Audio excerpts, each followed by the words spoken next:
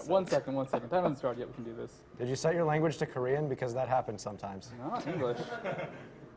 All right, let's see if we get voices because they're pretty cool. All the effort in They're actually kind of handy. would have gone to waste. Really? Until Okay. We're only hearing. You're hearing voices. say Yeah. your hour has come again. Voice isn't that quiet. Well, now. you can hear the ambient noise. The ambient noise is Yeah. loud.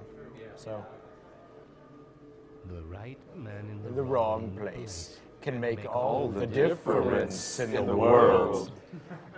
So wake up, Mr. Freeman. Wake up up and Smell the ashes. And time starts now.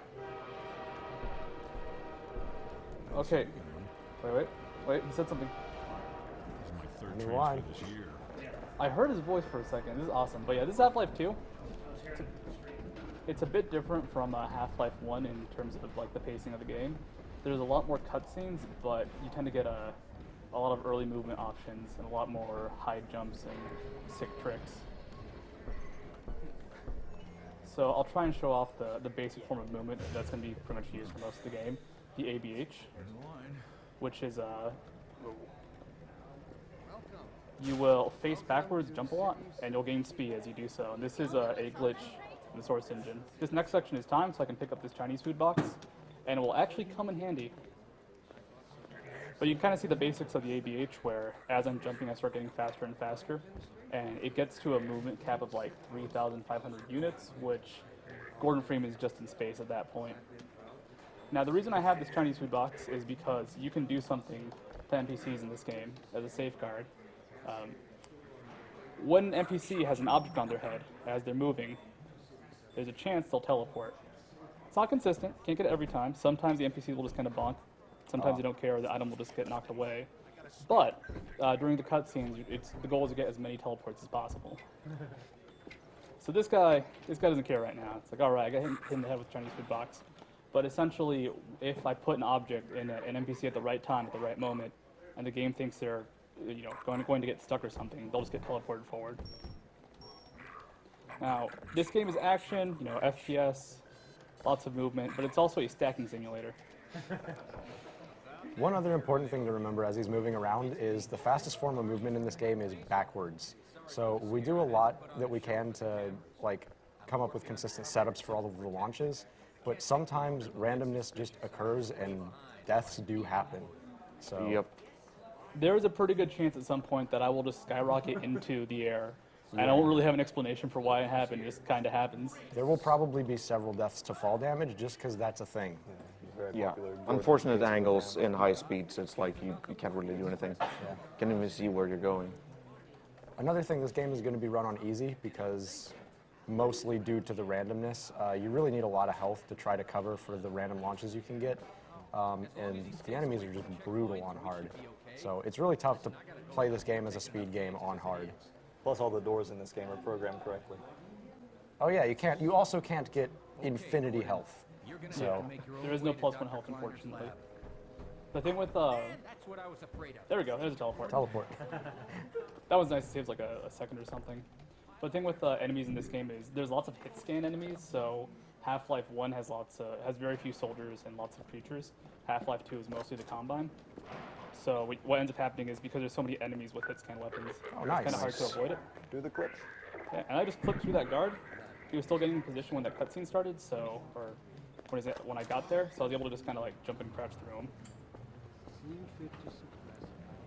And yeah, that's the ABH. That's basic movement. You just go really fast, really quickly.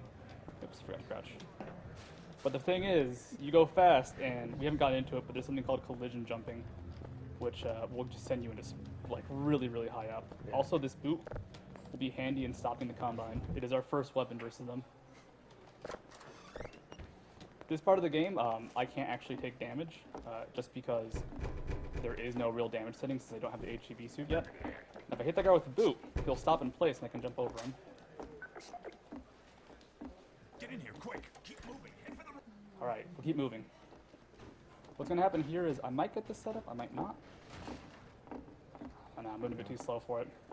So I'll go ahead and show off what I want to. If you don't get the setup here, you just kind of go around the building as normal. But I can take this peak can and climb this wall. And I want to show just some of the glitches that can happen in this game when you come in from the wrong angle. So I'm up here on top of the roof. There's an invisible wall, but I can hop up here and keep on hopping. And I'm going to approach the next section from the wrong angle. It's going to go ahead and kind of mess up the loading of the zones. For example, I go in here, and there's stuff now. But the outside world is gone. I want to pick the guard here with this box so that can hit me and knock me out fast. Over here! Ha, no you don't! And now we're in a cutscene. And we're in a cutscene for quite some time. Dr. This is Freeman, Alex. I presume. She ruins runs. I better hurry. A lot of this game is learning how to manipulate the AI and just getting them to do stuff as well as landing those teleports. Where did that box bounce? There we go. Teleporting objects tend to be better if they're flat on a surface. So I could grab a barrel and try to bonk Alex in the head, but there's a good chance it will do nothing. So hopefully I'll be able to get her just to move around, move quickly. My father worked with you back in Black I Mesa. don't think there's anything I'm else sure you don't important for the remember cutscenes. Oh, not every teleport is useful. Sometimes I'll get someone to move forward, but they'll be stuck in dialogue, and the trigger for the next action isn't based off their positioning so much as their dialogue or timing. So, in Remember cases him like from Black that, Mesa? all right, Your all old right, I can get a cool administrator. teleport, but it will do absolutely I'll get nothing. my dad started on Dr. Breen. This is my favorite hallway. You get, come on, Alex, come on. No, box is gone. And actually, it can despawn, and it just did as the box kind of flung out of. Wait, there it is. Funny, you showed up on this day in particular. There's a good chance when something is on the ground during a loading screen, it will despawn if it's not supposed to be there. Alex, please. Alex, come on. Work with me. That is actually a time-saving teleport. If I get one here, It's a dangerous route to my father's lab. Through the old Nothing. canals. Such bad luck. the source Today engine we're giveth, the source finally on engine the verge taketh. of having a better way. But time and time again, I will just bonk NPCs in the head. There we go. Hey, little one. Little, it saves time. The first time I went through this, I kind of did the same thing, except I would just throw it whenever I could find it anybody. Oh, and by the way, it's nice to finally meet you. Now, welcome to Climber's Lab. This is the first big cutscene. This is the reveal where we get the HEV suit again. Here's a cactus. A lot of people miss it, but you can teleport the cactus. Uh-oh, everything all right, Dr. Kleiner? Oh, hello, Alex.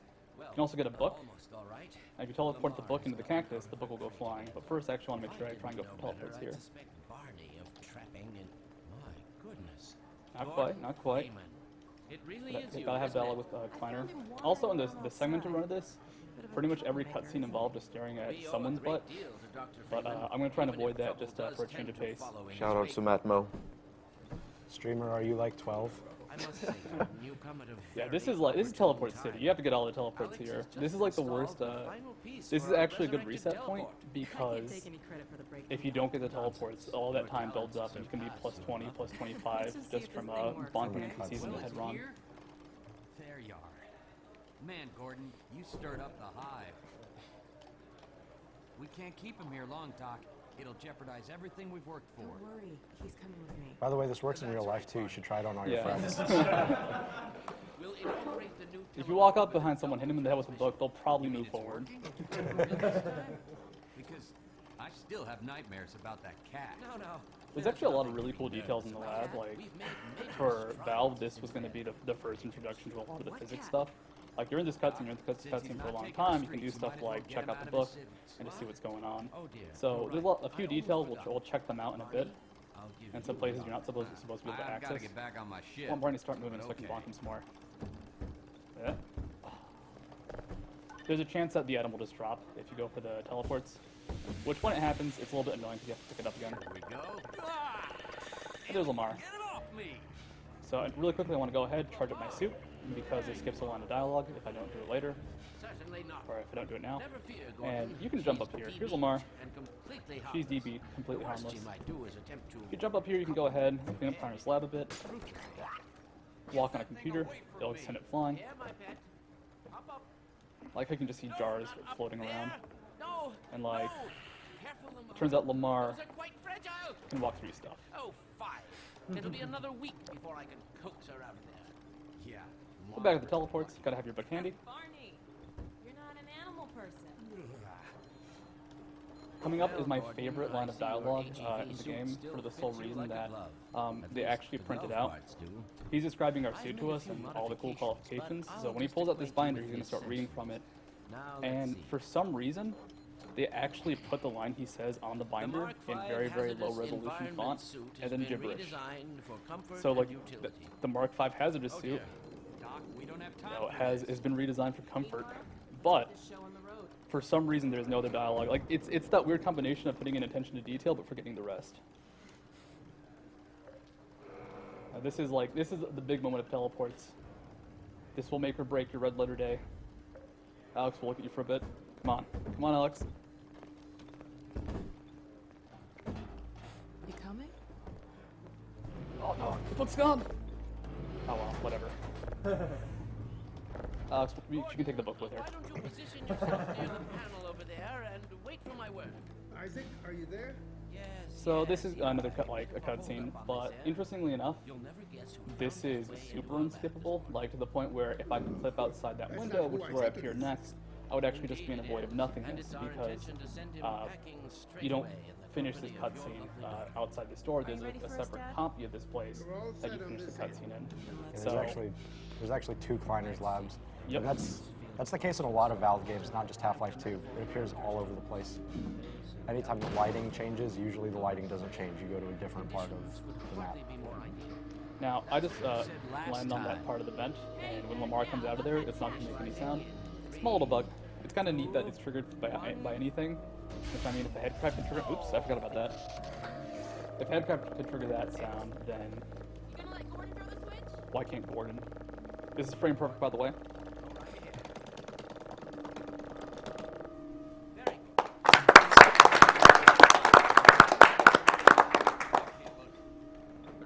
In a scripted run, that's the only thing you use scripts for.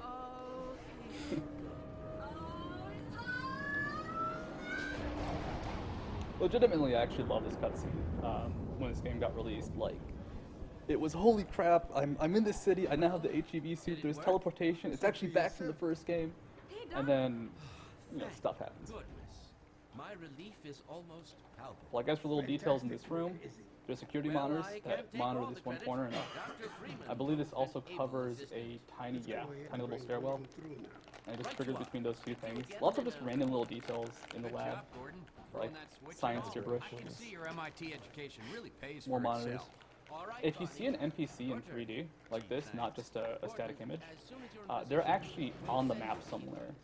So, for example, in the early parts of Train Station, there's green on monitors. If I no-click, I could show you green in an empty room just sitting there standing. In 3, 2, 1. Barney, if you'd be so kind. By the way, this is actually the worst part of the runs. This guy right here is the worst NPC in Half-Life 2 runs. We'll come into him a lot later. He's a big source of RNG towards the end of the run. Alright, here's Lamar. No sound.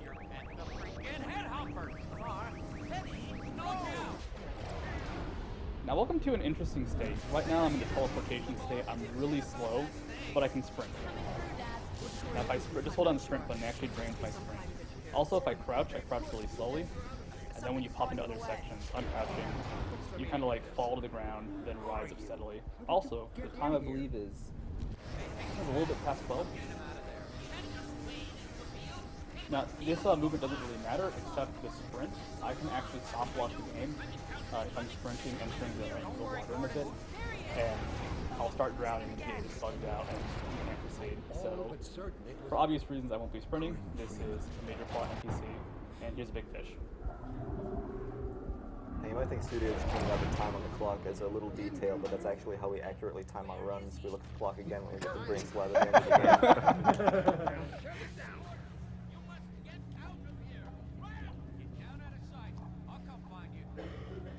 And speedrun starts now.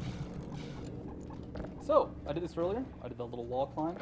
The way this works is if you have an item, you can pick it up and repeatedly jump.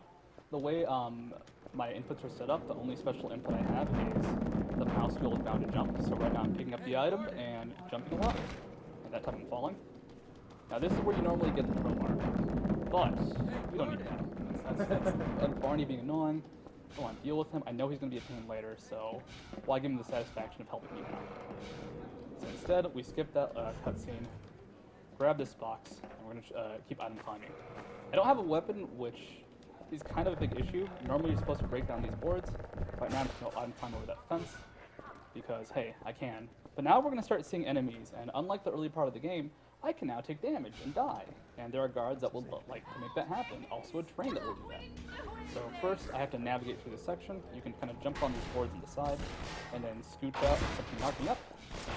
So, I'm dying. So I'm going to get shot away. If you get knocked up there, you'll body block this doorway. So I'll take a bit of damage, but it should be okay. 65 is kind of low. I'm going to get a fall damage in a second, so we'll see how this goes. But because I have a weapon, I have to skip most barriers. I can't detonate barrels. I can't really do anything to keep myself alive and protected. Let's see if I can do it for safety. It's very possible to die right here. And run out, hit a wall, and we'll go ahead and skip a bunch of train shenanigans. That train can't hit you and kill you. It's also very likely when you run by a part of the wall. They're bound. Now we have a gun.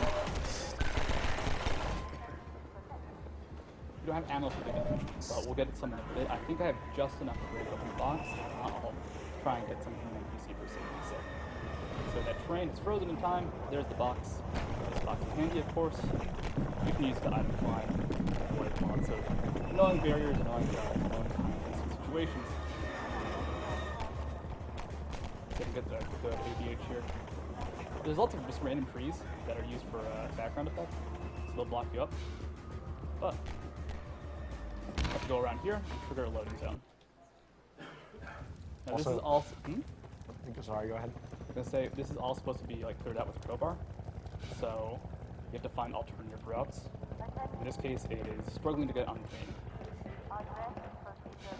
Now, when you see him ABHing, if you see the screen twitching up and down, that's because he's spamming the scroll wheel as fast as possible. He's got a jump down to both mouse wheel up and down. Yeah, this game is actually a bit of an endurance run because my middle finger will get air tired at the end. So I got some ammo. Normally you would just kind of run past that guy after you kill him instead of going for the ammo, but for safety's sake, picked it up because it will be useful in a second. So the big part of this game is like the major tricks and like lots of little bits of movement, because you can run through this game, do the big tricks, get a good time. It's about optimizing a lot of little stuff. With ammunition, I was able to open that box and get some help. Here I have to make sure that if the barrel's going to explode, it'll explode in ways that won't kill me, or I'll have to get to a safe spot. So I think I'll do it. There you go. Once those barrels explode, it opens the gate. I'm A-OK. So you can actually just jump through this section. It's code 3, moving on. And I just have to feed the barnacles this barrel, and they'll be pleased with me and let me through. So there's a bug here. You can sprint when you enter the water, and you go fast in the water, but it also uses, I think, twice the energy. So I'm going to go ahead and sprint in the water, and when you come out of the water sprinting, Gordon goes really high up. Kind of like a Free Willy of scientists. And I kind of fell. Oops. That's okay. We'll take the normal route. You want to try and like get to the good area there, maintaining the ABH. If not, you can kind of hop to the side here and jump. It still might not be enough. There we go.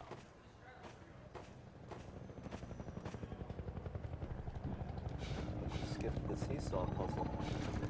I know, it's my favorite puzzle. If you follow the seesaw puzzle, you actually still don't have to do it because you can use one of the concrete blocks that you normally use for the seesaw puzzle to item climb out. This game has a lot of backup strategies. Like, there's usually a major trick and then 3 backup strategies. There's something that would normally go wrong. Because I don't have a crowbar for this section, I really need to use that crowbar. If not, it just takes too long. Okay, once this guy hops down, I'll move forward and proceed with looting stuff. If you do it before he hops down, you can sort of stand there, wait for Gordon to appear in that spot, and save some time, activate the trigger in advance. Also, this game has profanities, so if you're afraid of profanities, cover your ears right now. Oh, the game is go. Okay. So looting now is really really cool section that's more of a running gun than Half-Life 2. And the running gun sections in Half-Life 2 are very, very fast-paced, a lot of action in the sense that there's enemies that kill you, and enemies that will slow you down. It's your job to avoid or murder everybody. You get over that little, what are those called? Like a wooden big punch, right? Pallet, that's what it is. By looking to the right, looking to the left, and kind of moving around as you jump.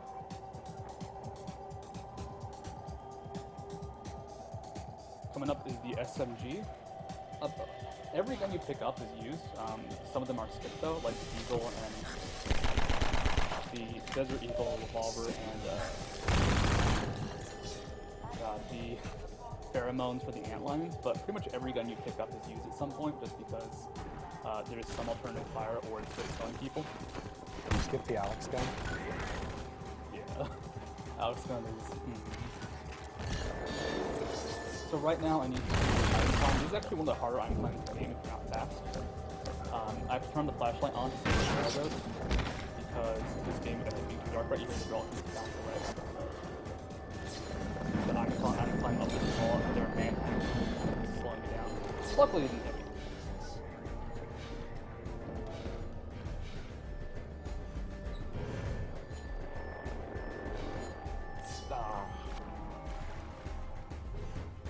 Jump's a little tricky. You have to get very close to the edge. That should be it. We're good. Coming up is a guard that's going to rappel from the ceiling. I'm going to stop and shoot him in the face, because if not, he'll land on my face, get hooked into me.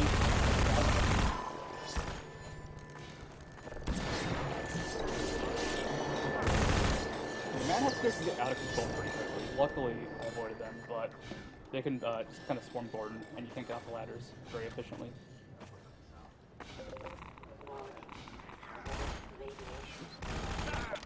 The health, with the armor, gotta be safe. If you go through little quarters like that while bouncing from the ASH, you'll maintain speed, and it's pretty important for a lot of sections to not lose time. Also, quick item climb over here. Just oh god, FPS dropped for a second. But you can jump over a fence and not deal with some of these things.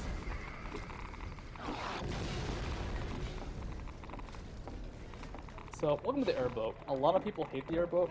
I'm not a huge fan of it either, but that's because in Speedrun there's some very nasty things you have to do with it. However, when you get the airboat, there's a cutscene, but if you bounce off the barrel, you can normally get out of it.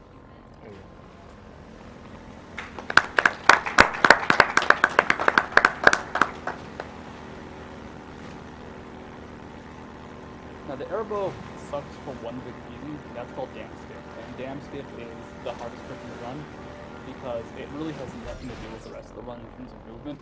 Like I could practice every other part of Half-Life 2 for 100 hours, but it won't help me do the dam jump. And it's also really important for saving time. It saves about 2 or so minutes. So hopefully I can get that in the first few tries. I mean, it's a bit wonky.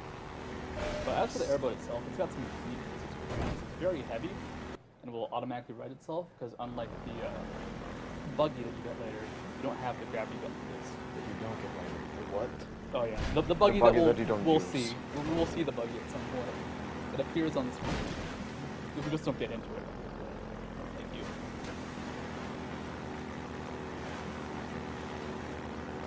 Cruising in the boat is actually kind of slow compared to the AGDQ, but we need the boat for skip speed, so that's why we're doing it. Yeah, there's actually unfortunately a trigger later that you cannot get past unless you're in the airboat. Or you have a portal gun, which is not likely in this game. Oh, nice! Nice!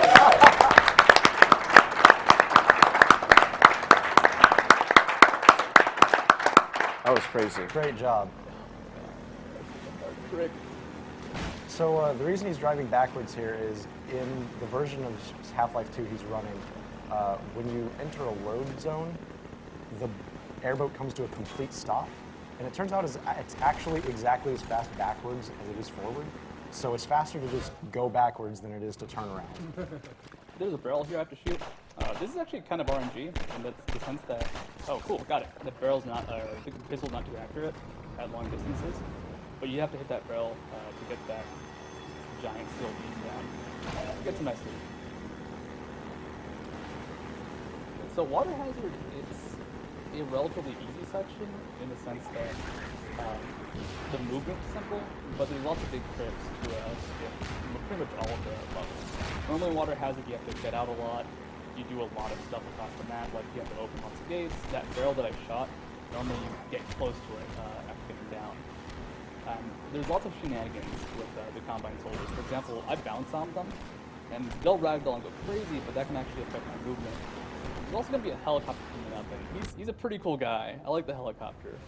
You can get him stuck, but I'm not going to do that because it wastes time, and the helicopter can be really fun to use up. I've been lucky running it.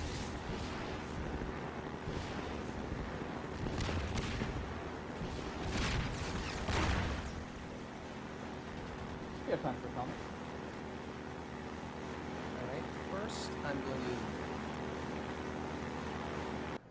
let you guys know that after this run is a portal, and there's a donation incentive for which type of run is played.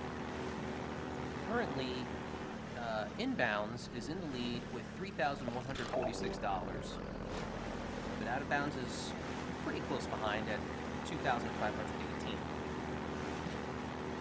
I'm going to pimp out Inbounds because I know that's what a lot of runners have been going for. Like, Inbounds run is super cool and been a more recent focus. Out of Bounds is also a cool run. They're both amazing, but I'm going to recommend the Inbounds. Also, there's a trigger right here that will close the gate if I walk into it. But the way the boat works is that animation of me getting into the boat.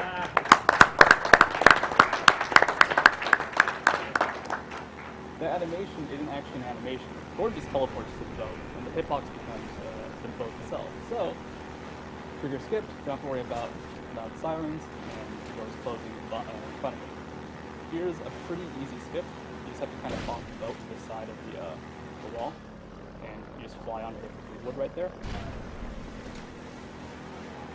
And that's the helicopter. I love the helicopter because he's a jerk. He is or your best friend, one of the two. He's going to drop bombs, and those bombs are either amazing or horrible. If he drops a bomb in a good position, I can actually boost off them or safely ignore it. Either neutral or good. If he drops a bomb in a bad position, which right now they're all pretty avoidable, but eventually the area of map gets much tighter. Those bombs get much nastier. So there's our copter friend.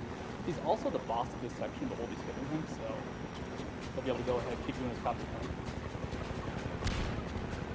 So I think this one I'm going to do stop. There we go. It's not a huge time saver. You don't want to do it too much just because you do need a decent amount of HP. I'll be doing attempting a skip that is completely unreliable, completely pointless, but it looks awesome. So, I dig it. Yeah, I'll need a bit more HP for that. For a marathon. Yeah. If it doesn't work, just like reload. No matter what, the effects will be good. There's also a random SMG grenade on the ground right there. Those are actually pretty important. All the explosives, with the exception of the rocket launcher up there, are pretty important for general movement. You can use them to get places very, very effectively. And this is a section that, for whatever reason, was my bane learning game. It's very slippery top of the tunnels, but when you first learn the game, and when I first played it, I just could not get past that without just tons of trouble. Also, the music stops during loading screens and it makes me sad. GG Val. Volvo fix, please. Alright, copter. I'm going to start dropping bombs for a bit. We can actually talk about the different versions. So, this is the new engine. This is the version that Blomov, the second one, was made in, and it features ABH. What happened was was it Portal 2 or Portal 1? Not Portal 2, Episode 2 or Episode 1? Episode 2 is the first one. Episode 2. They took out bunny hopping. And the way they kind of safeguarded against it was if you're moving too far or too fast forward, the game will slow or give you negative velocity. So the reason I'm moving backwards is because, well, if I'm moving backwards and I get negative velocity, guess what's good for me? Also, I have no idea if that, I think that lost time, but whatever. The bombs are going pretty crazy right now. There's also times where you'll see him moving sort of diagonally forward and he'll be gaining speed like ABH. The reason that works is because since you're holding the back key, the game thinks you're trying to move backwards, so instead of subtracting velocity, it adds velocity. And since you're going forward, that's good. You go forward faster. this is where you get bad bombs. You can actually peg you out of the air doing that jump, which is awesome because you lose all control and you below and waste 50 seconds. But actually, it was pretty nice all around.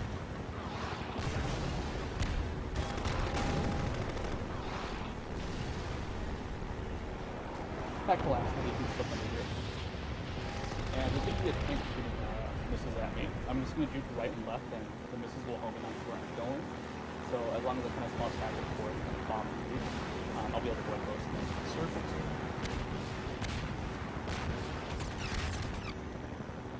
It's actually a good amount of HP and armor for boatless, which is a section of water hazard without a boat, and that's where you get some aviation. This will be the beginning of the fast and high movement. But first comes the skip to the store. I'm going to plan to fixate right here because this is super just weird. I get a grenade. Uh-oh. This'll work. And we went the wrong way. Oh well. Ouch. But that's okay. That's all I want to show you guys, that if you put a grenade under the airboat, it goes crazy.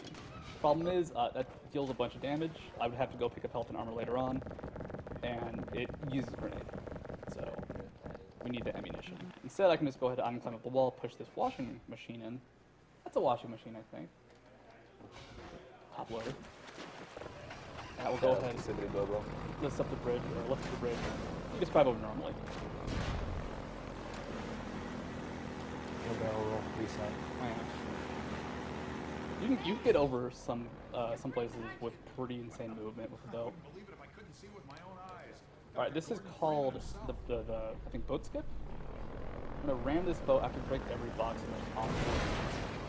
All right, I think I break. Oh no. Sorry, guy. And kind of ease it out here, and then ram myself into the wall. And nice, first try.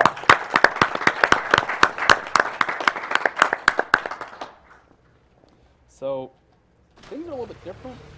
They expect you to have a boat with a gun. Instead, I have a Gordon Freeman that can fly.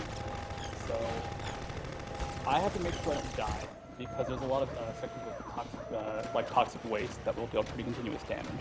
So my goal is to get through here quickly and not take a bunch of damage. That boat skip skips a cutscene and also Gordon just moves faster than the boat anyways. So let's see how this goes. If I get up here, not quite. That's all right. You want to go to a higher level, but I can just go ahead and go through this kind of a little bit normally. A little bit more damaging and a little bit slower, but you roll with what you're dealt with. Uh-oh. A lot of times you're going to kind of see him stop and stare at a point off in space or at a wall or something. He's trying to set up for the launches to make them as consistent as possible. Oh my goodness. Okay, landed the goop. Thankfully there's like acid water right there, so. Oh yeah, if you land in water, you don't take any fall damage from landing in that. It can be the smallest puddle, but as long as there's water or toxic waste, I guess you're okay. Didn't quite get it. There's a nice little boost you can get here. If not, there's backup strat will do. The ASH is a little bit awkward on surfaces like this, but you can go ahead and pick it up there. It's actually pretty good HP for boatless. I'll still take a bit of damage from this guy. Also, my secret is I'm horribly inaccurate at FPSs. This applies to everything. If you're seeing on Counter-Strike, I'm a kill. Hey guys. Pick up some armor here for safety. And let's see if I can maintain movement. This is a very momentum-based section, so if you start going fast, you can keep going fast. But you need to make sure you don't die, which is the crucial part of this. Lost my speed a bit, so I'll just be safe. Pick up the health back here. And very specifically around this corner, I'd say is when things get pretty ridiculous. Some missiles are coming that might knock me back, which would be unfortunate, but I can deal with it. Ah, completely stopped me. It's okay.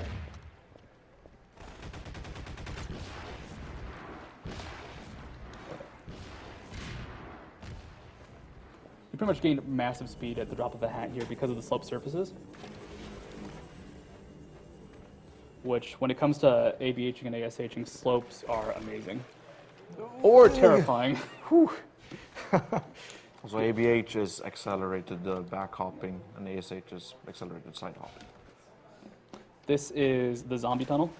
You take a lot of damage here, so it's good to be safe with the saves. I might get picked up by a barnacle, or I might take a bit of... Oh, hey, I hit the wall, so I stopped on momentum. There we go.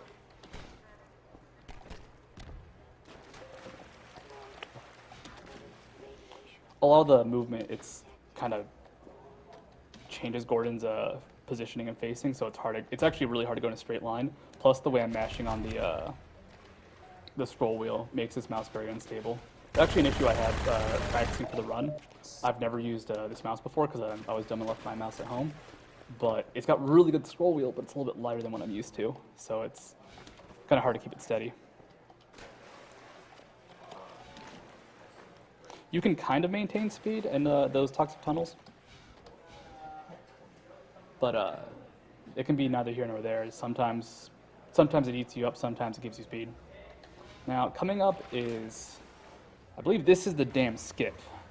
We have two names for two different jumps over. One of them isn't even a dam, but we call it the dam skip, or dam jump.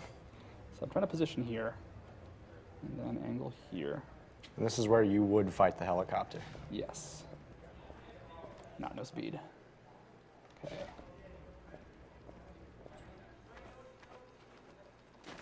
Being the water's not good, but I think I can make this work if I don't die. All right, let's roll.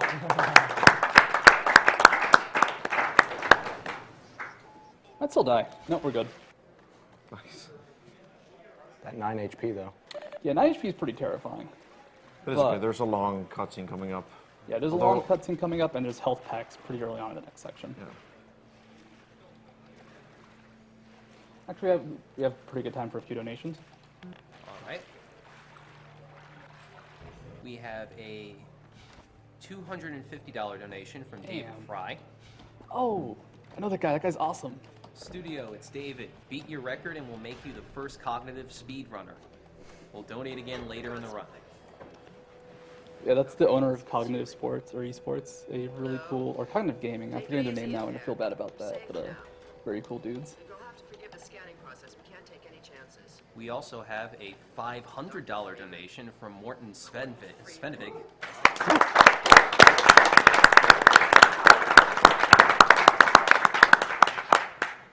He says, held on to this donation for Studio's run. I've had a fantastic time so far. Love what you're doing here. Keep up the good work.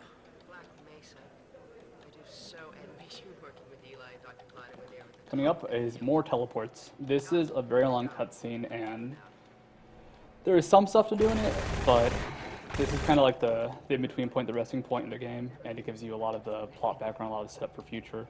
Mossman's not a good person. But you get a few teleports, get to play with Dog for the first time, and I'll hopefully be able to go for a decent basketball shot. Teleports here actually don't matter because of Mossman's conversation. So she moved forward, but she has to finish talking anyways and kind of hold her hand out. And the most important thing about Mossman is she has a really weird stain on her back that I don't know how you would get. She keeps facing me, so I can't show it off. But there it is. Like, back left shoulder. I don't know how you get that. I don't know how you get that. You don't want to know. Random note about the game and the costumes. You can tell Mossman's outfit is actually very damaged, which is a pretty cool, just not twist, but design to go with, because this is the post-apocalyptic future. New clothes is probably hard to come by, and the fact that her shirt's teared and tattered, no, it's not horrible, but she's still been living in a pretty bad situation.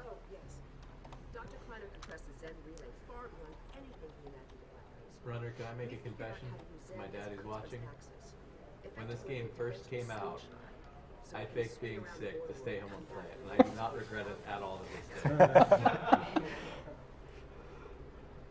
That is fantastic.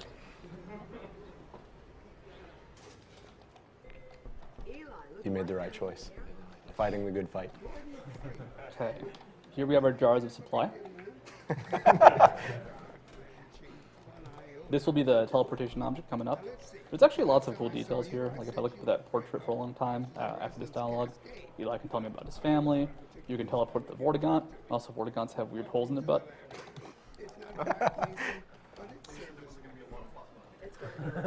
Not an Alex, not an Alex. Vortigaunt butts you can look at.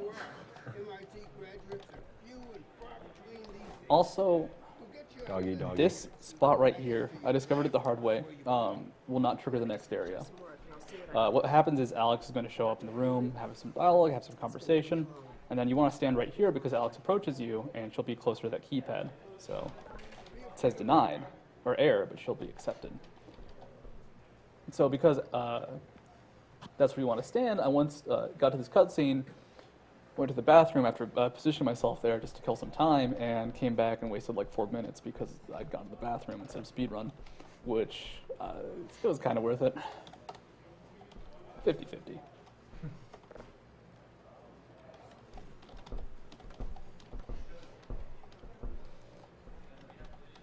Quick reminder, there are a couple of prizes available during this run. A slow movement to pick it up. As you can see right there is an actual portal gun available. Move this way. Oh wait, no. Okay, that works. See, I was right. If you donate $15 between now and the end of Portal 2, you are entered in a chance to win that portal gun. Put on your mic cable. Also, if you donate $5 before the end of this run, you're entered for a chance to win a Half-Life poster or a head crab plushie. Take a look at this, Gordon. And if you donate $10 or more, you can win a Gordon Freeman head vinyl decal.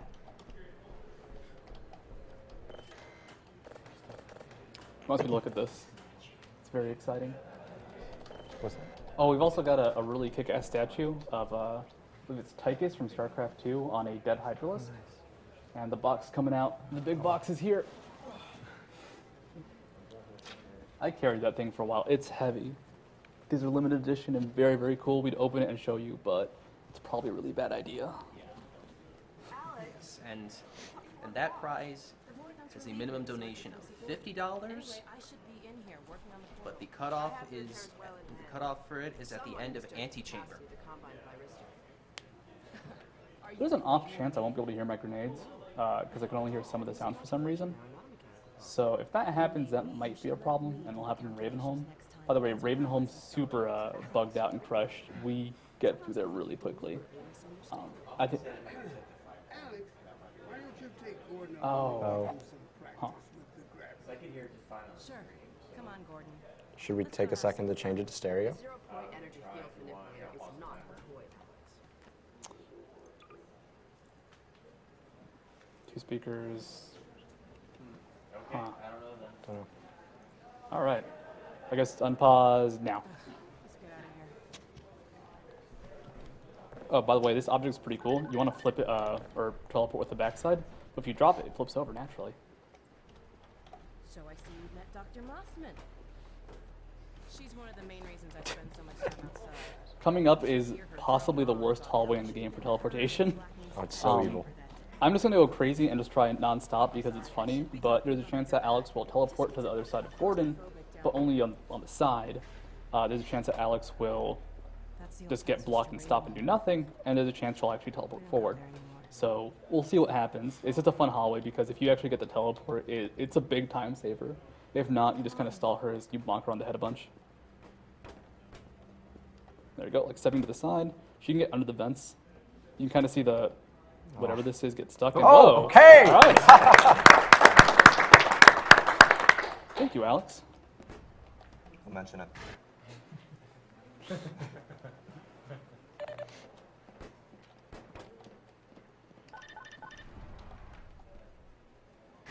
Also, keep in mind there are a couple of donation incentives coming up. The next game is Portal, and for that game you can choose which category is played. Currently, Inbounds is beating Out of Bounds by about $1,500. Okay. I need that dialogue to go properly. She has to be far enough along, or Sure. once you leave that section, she will not proceed as normal. Then I can just pick up the gun and head on out, and she'll follow me as getting up here triggers something, or triggers her movement. Now, I'm going to clean up the scrapyard. It's very messy. So we can go ahead, go to some of these barrels. Yeah. These wooden planks, or pallets, can toss those too. Boxes, everything's got to go. And what happens is I can manipulate Dog in a bit. Dog is the big old robot. We'll see him in a sec. He's pretty cool. But for this cutscene, he'll want to play catch. And if I don't want to play, I have to make sure there's nothing else he can play with, or he'll pick it up and toss it out. So we can go ahead and just kind of blow up all the stuff over here. There's a few barrels over there, but we'll be there in a second. Here's Dog. He can murder you like 10 different places. His hitbox is huge, and when he collides with you and you're by a wall, you die. You die very, very quickly. So not for a while, but in the future I'll actually have to kind of walk around and avoid him, or if not, he'll crush me unintentionally. Which, he's a dog. You know, he's a nice guy. He's useful. He'll let you finish the run, so... Do you guys think? Do you guys think chat will spam Franker Z's for a robot dog? I hope they can. I hope they will. By the way, I'd highly recommend not putting sub chat on. But you have to pick up these boxes. Dog gets happy. These boxes are kind of funny too in that they're weak boxes. You can tell because they're kind of damaged. You got people to subscribe just to spam Franker Z. Good job. I'm okay with that. I'm a Frank Rizzi supporter. Free the dog. And now we can just very easily destroy the boxes. So for the end of this cutscene, Dog has to be positioned by that trash can. So we'll go ahead and move that to the side. I could have killed myself there on accident. Whoops. And you can block this with your body, and Dog will eventually run and pick it up. I can get a little bit closer.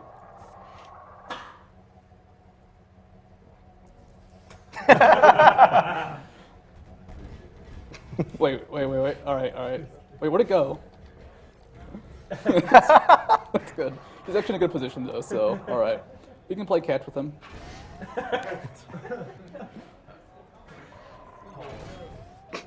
Or if I don't do anything, he'll eventually just put his hand down, try and move, but there's nothing for him to pick up, so he'll sit there. And that judder is him trying to find a way to do something. You can play catch here. You can not play catch. It doesn't really matter. You just kind of have to wait for Alex to say something. Okay, there's a line of dialogue. So let's go for this. Okay. You can do it. I practiced this, but I don't know if I have the dunk in me. Oh no. Too high. Oh wait, what? Oh god, he found one of those. Oh, he got attracted by that. Okay. I actually couldn't get a line of dialogue Alex said, so I didn't know which cutscene or part of the cutscene we were at, so I kind of went for the shot a bit too early. Yeah. There's two lines. One is throw something heavy. The other is too high. The other is I believe it's I didn't tell you who would do the catching. So we're in the escape sequence of Black Mess East. Grab some paint cans. Wait, no, go away you. Actually get out of the way. And the paint can's pretty cool, because I can do this. But this is magical paint. Okay, in a second we'll reveal its true power. Thank you, Doug. This is actually kind of like a cool little reminder of the old visuals. That was white paint before, and if I shine my light on it, it's pure white. But now it's white, yellow, and orange. This is because it's supposed to be absorbing the light, but it just kind of freaks out and gets really cool streaks.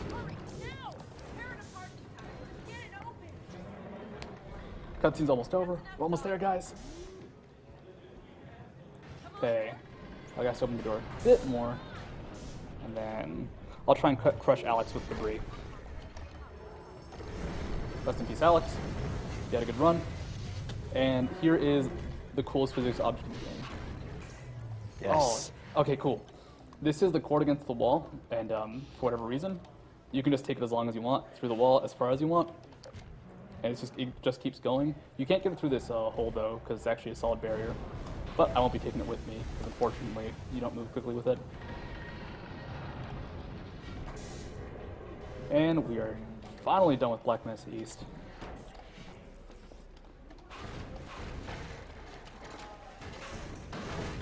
Okay, god. And on to Ravenholm. One of the scariest levels, pretty much in 2004, because out of nowhere this game became a horror game. I have 9 HP, so I have to be a little bit more careful. I might die because I've never done this with 9 HP. We'll see how that goes. There's some zombies here. I have to hold this saw blade up high, or they'll knock it down. More zombies here. And you kill them to get a box through the doorway. So make sure, there we go. Fit nice and perfectly. You can item climb up here. And safety quick save. Because I have a nasty habit of blowing myself to death. Using the gravity gun, we can now do some cool boosting. And this is actually a very hard item climb. And the barrel can very easily lose position. I have to kind of back on out because of that little drain pipe right there, but I made it through.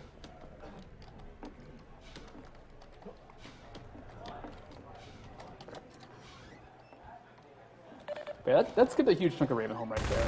There's a head crab, he's dead. Here's some health packs. It's actually quite a bit of health. 3 health packs is a lot to be kind of contained there. But this game is very nice when it comes to safety healing.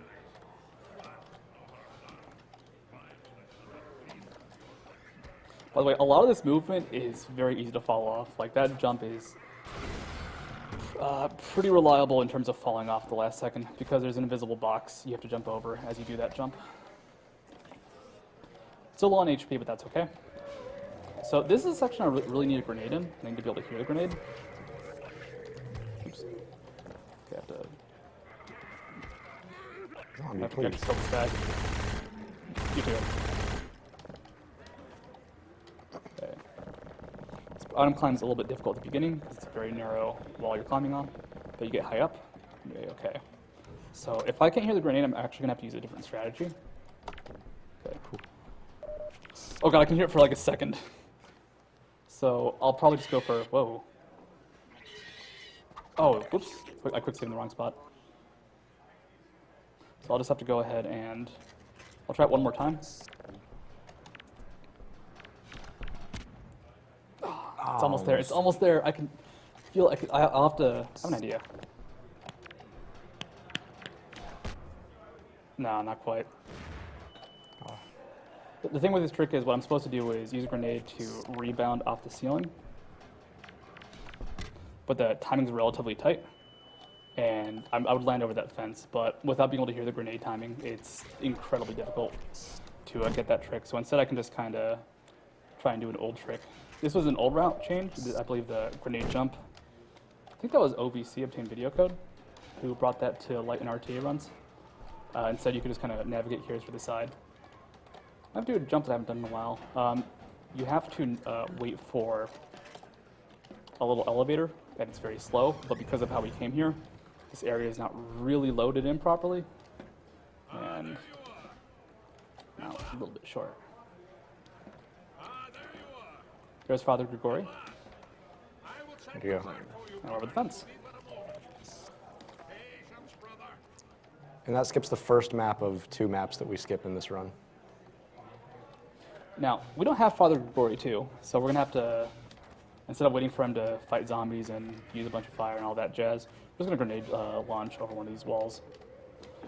Something to note is that Gordon Freeman, when he has sprinted, pretty much has ice physics. Like, it's actually ridiculous how much he moves, so it's very dangerous to sprint up certain surfaces because he'll ramp off of it, which is cool sometimes, but that little part of the graveyard, I could have ramped into a bad spot, and actually we'll probably ramp a bit here. So this is the end of Ravenholm, going down to the mines. Mines aren't too pleasant, but luckily if you know where you're going, just kind of run and throw your face at stuff. Oops, there's ramping.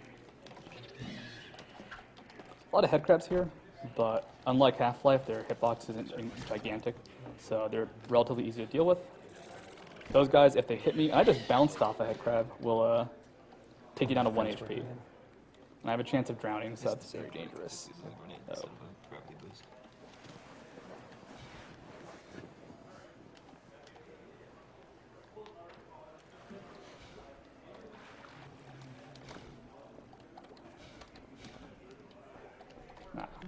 So up here is a very odd section to ABH in, Because if I go to the side, I'll kind of slide up rather than jump up, but you maintain speed, so hey, roll with it.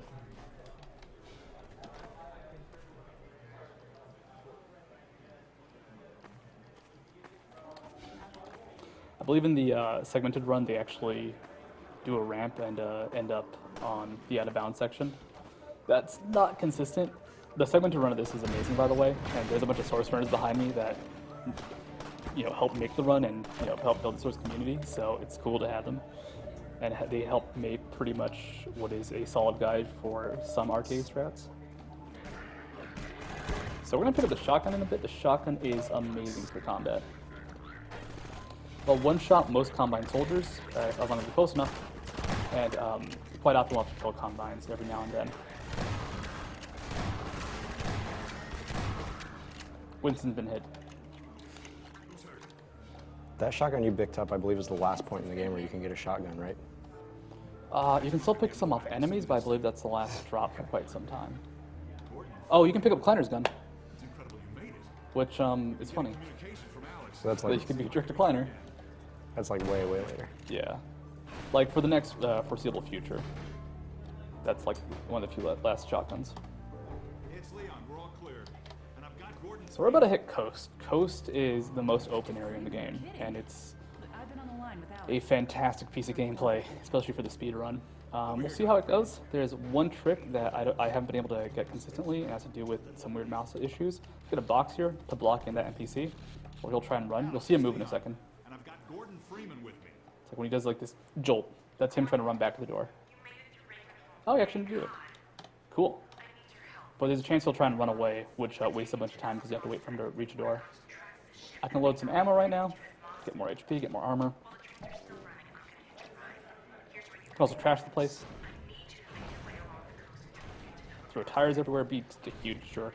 This is the story of a guy named Gordon Freeman who is mute, sticks his butt out as he flies across all of the land, and then just kind of hits people with stuff as he wrecks their place. I like the plot, actually.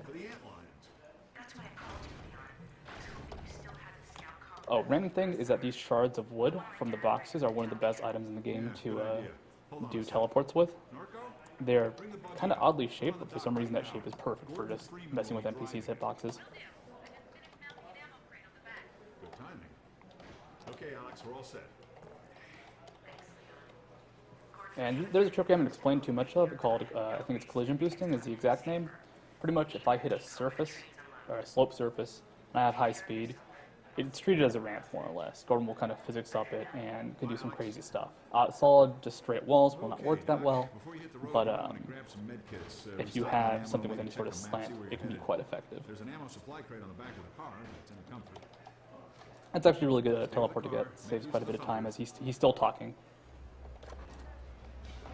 Hello, Dr. Freeman. Car's all ready for you. Nope. Come back up, Dr. Freeman. I'll lower you down to the beach.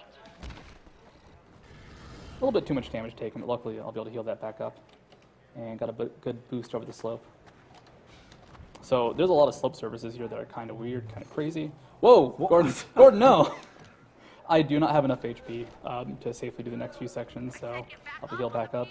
It's possible I'll take no damage, but it's also possible I'll take a lot more than that. So for marathon's sake. This, I don't know if this trick will work. This is one that's been kind of problematic, but it might have been a different PC causing the issue. So you can actually move a bit while loading screens come up. So I'm gonna try and get some good movement, good speed while this loading screen comes up. The issue I've been having is that sometimes I can't actually move Gordon in the right direction at all. Like it's capping his movement for a bit. So just in case I have a safety strat.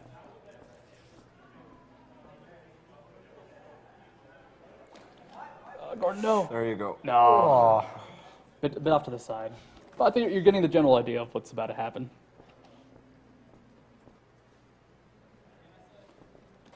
This is, all right, yes, I'll take it. Nice.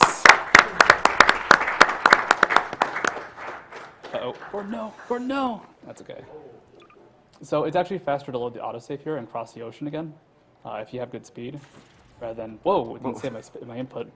You can bounce on water holding jump, but I think I held jump during the loading screen, and it didn't save the input. But it's safer and faster to go just from this opposite side for this jump. And now the goal is to minimize fall damage and just get places fast. I'm moving fast enough where even though I'm not like going off huge drops, the slopes of these, or the slants of these hills is enough to take fall damage. For safety, there's a bunch of armor here. I'm at 100. I will take a lot of explosion damage from myself specifically, so that'll be useful. I'll take the safe route here just because there's like a 90% chance Gordon will just kind of fling himself into space if you go up this hill. And it's way too high. Like, I love going up this hill, but Gordon just tends to kill himself, which is unfortunate. I need to pick up that rocket launcher. Oh, you can cover that one. Yeah, you need to grab the rocket launcher here because there's no other real way to kill the airships up ahead. So you basically render the game, for all intents and purposes, uncompletable if you don't pick that up. You could technically use SMG grenades and explosive barrels, but good luck with that. Nice. I'm feeling it. I'm feeling it. I'm feeling it. Gotta land. Gotta land. We're good. Yes. Nice.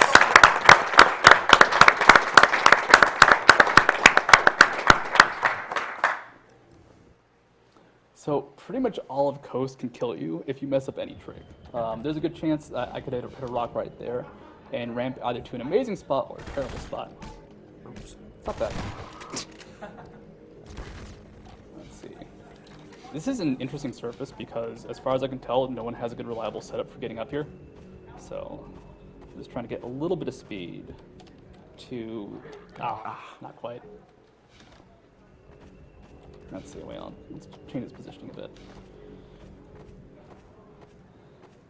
But like, with that surface, I can bounce up and do that. There you go. And here comes, I think, what is a very cool trick, and it'll actually be very hard for me with this mouse. Because if I even this out as much as possible, I have to be very precise. And if I don't move the mouse, this one's kind of light, so it's a little bit tricky. I can bounce up and land over here. Nice. Which skips an entire map. You normally have to go under the bridge, and we can hear that pleasant train sound. Yeah. So that's actually the end of Highway 17. Highway 17, the section. We saw a little bit more beach maps though, so lots of open space still. Let's grab a safety health. I'm gonna do a boost here that is incredibly unreliable and I'll probably die. But there's an autosave right before, so hey, we're good. Who knows where I'll go? All right, I died. But that's probably gonna happen there.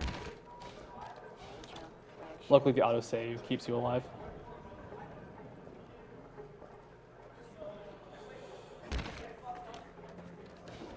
I can hear Niglaria all the way over here. It's pretty good. Okay. Gotta find more positioning here. Get a little bit far to the right. It's kind of the same thing as before, where I have to make sure my mouse is completely straight.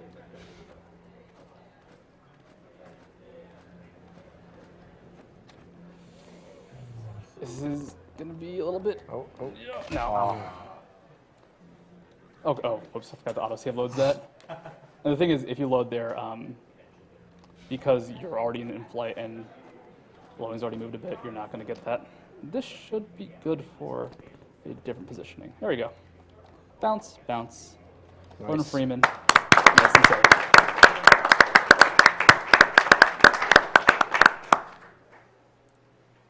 There's like 3 different setups for this next map. 2 involve SMG boosts. I like the just jump up here. For some reason, I only do good grenade jumps if I spaz out right before, by just moving my hand really quickly. Not quite. Let's see.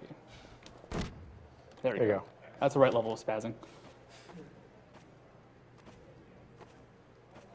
And I have to get to a loading point. Normally you fight a bunch of Combine soldiers here. They open the door to the lighthouse, let you in. It's all nice and fancy, lots of combat, but that takes a while, and we'd have to wait for NPCs, which is like the worst thing.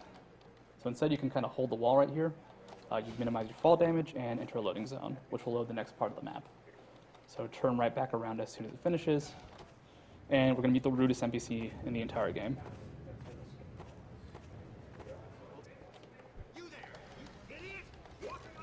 Guy's a jerk.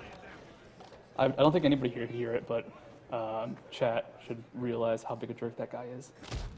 Okay. I'll take some damage here. It's okay. This might be less okay. There we go. Those are the antlions. We've seen them a bit. They're kind of annoying. They can actually spawn in front of me, but they'll be a little bit useful later on, as they'll actually be our allies. There's a few different setups here. You can item climb with those boxes up here. Use a grenade here to jump onto an invisible wall, or you can ride the ceiling, or ride up like a weird slope. Now, here I have to go a little bit slower, because if you sprint, you'll probably run off. So safety first, guys.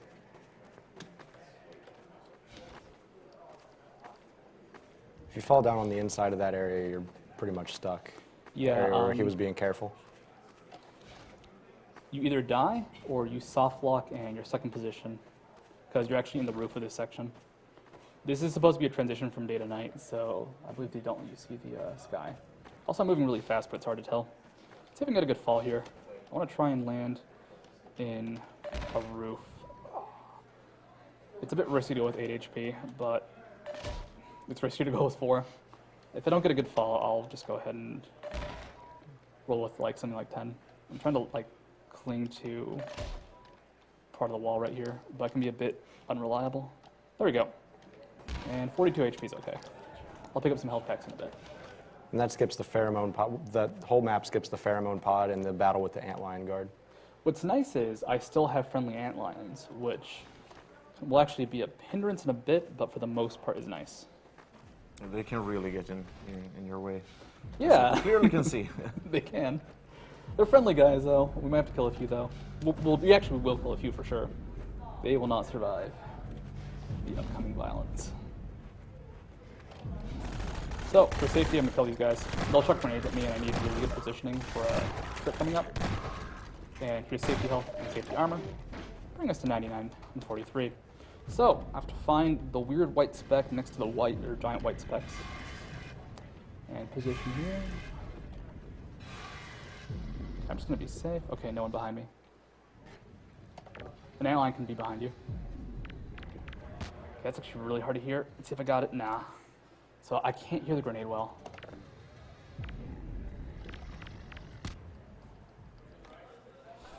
I think this is good. Nice. Can I survive? Yes.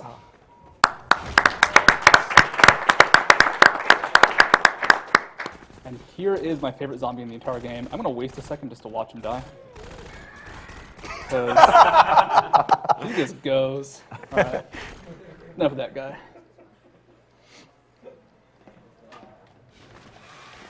Suicidal zombies. So coming up is Nova Prospect. I really like Nova Prospect as a map. This is probably the most actiony of the action maps. And it's very chaotic, very dangerous, very crazy. Lots of cool tech here. I have to get in there first, though. And to do that, I'm going to have to kill 2 gunships. This is why I have the bazooka. Well, not for these guys. They're just in the way. But to take out the gunship safely. I actually have to clear out a bunch of guards here, though, because for RTA attempts, they will probably kill me. Just because they're on turrets that do a lot of damage. So it's good to be safe here. And I got some bad RNG. Our guard wasn't at the right post. So let's see if I can go ahead and not get shot too hard. I'm getting shot really hard. Okay, cool. Antlions helped out. Antlions killed one of the guards at the side. It's good. I'm swirling the missile around because the gunship will target it down. So I have to be very cautious about how I hit it. One gunship down. Guy's being a jerk. Second gunship's about to spawn. Oh, you got it. It's kind of hard to get that first shot on him because he will, whoops. He will go ahead and knock or he'll be so far away that the missile can despawn. By the way, it's actually a really good AI on the gunship, so it'll target barrels that are near Gordon. And I'm going to go ahead, pick up a safety health, just because Nova Prospect involves a lot of damage. And better to be a live Gordon than a dead Gordon. Here's some fire. You can turn it off, but we're men. This door is triggered on a timer. Once the loading screen comes, I can open it up. So until then, I can kick back and relax.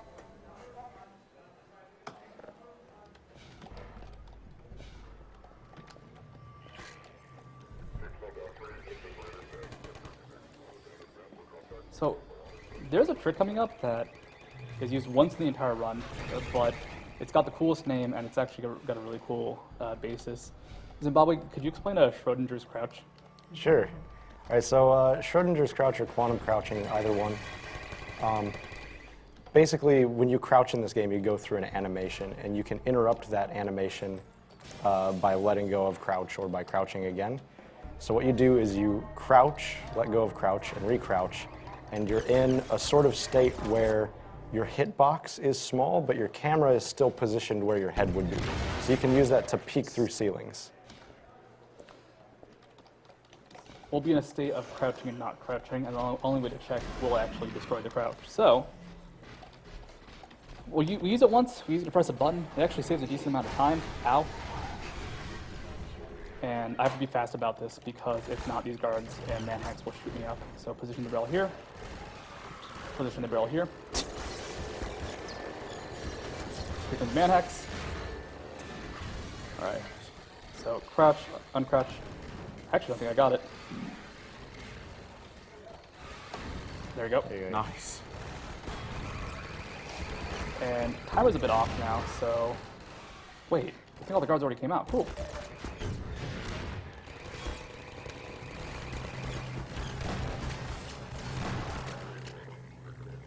Wait for it.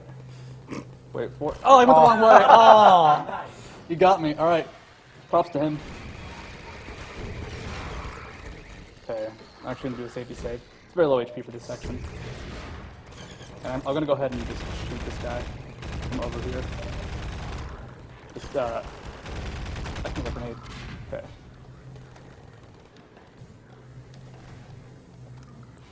If I'd made the jump to get over, I would have been okay, but unfortunately I made that mistake. But it's okay. Wait. I want all the health I can get for this section. I don't use a whole lot of the health stations or armor stations, but this is one I'll use just because it makes this section incredibly reliable. I should give shouts to Goknak because he is currently the current world record holder and an amazing runner. Actually, all the source crews were cool. Lloyd's, Goknak, Toxajuice, who made the Unpack, which is a version of the game I'm playing. But Goknak has a lot of cool side strats that, when he gets them, will save a few seconds, but if he misses them, to take up a ton of time. But he always goes for them. That's why he's able to go ahead and maintain the record, because he's gone balls out every single run for, the past few months when he's been arcading the game. But most rooms have a different solution. For example, in that room where I climbed up with a chair, he just boosts off a desk, but it's not reliable. I'm gonna actually say that you should follow twitch.tv/Goknak, Goknak, because that dude is awesome and has put in a ridiculous amount of time in this game. So coming up is the worst chapter in the entire game. A lot of cutscenes, a lot of waiting around, a lot of chance to go ahead and explore some art. I'm messing around with this. Theoretically, I can use this table right here to set up a cool boost if it lands in the right spot. Wait for it. Almost. Actually, that should work. Cool. Heyo. It's dumb and pointless because it takes a second longer to wait for it to land, but I just like that idea. And welcome to Entanglement. This is a very Alex-centered chapter, which is not a good thing. NPCs are not to be trusted. Do we have time for some donations? We have time for some donations. There's some talking to be done.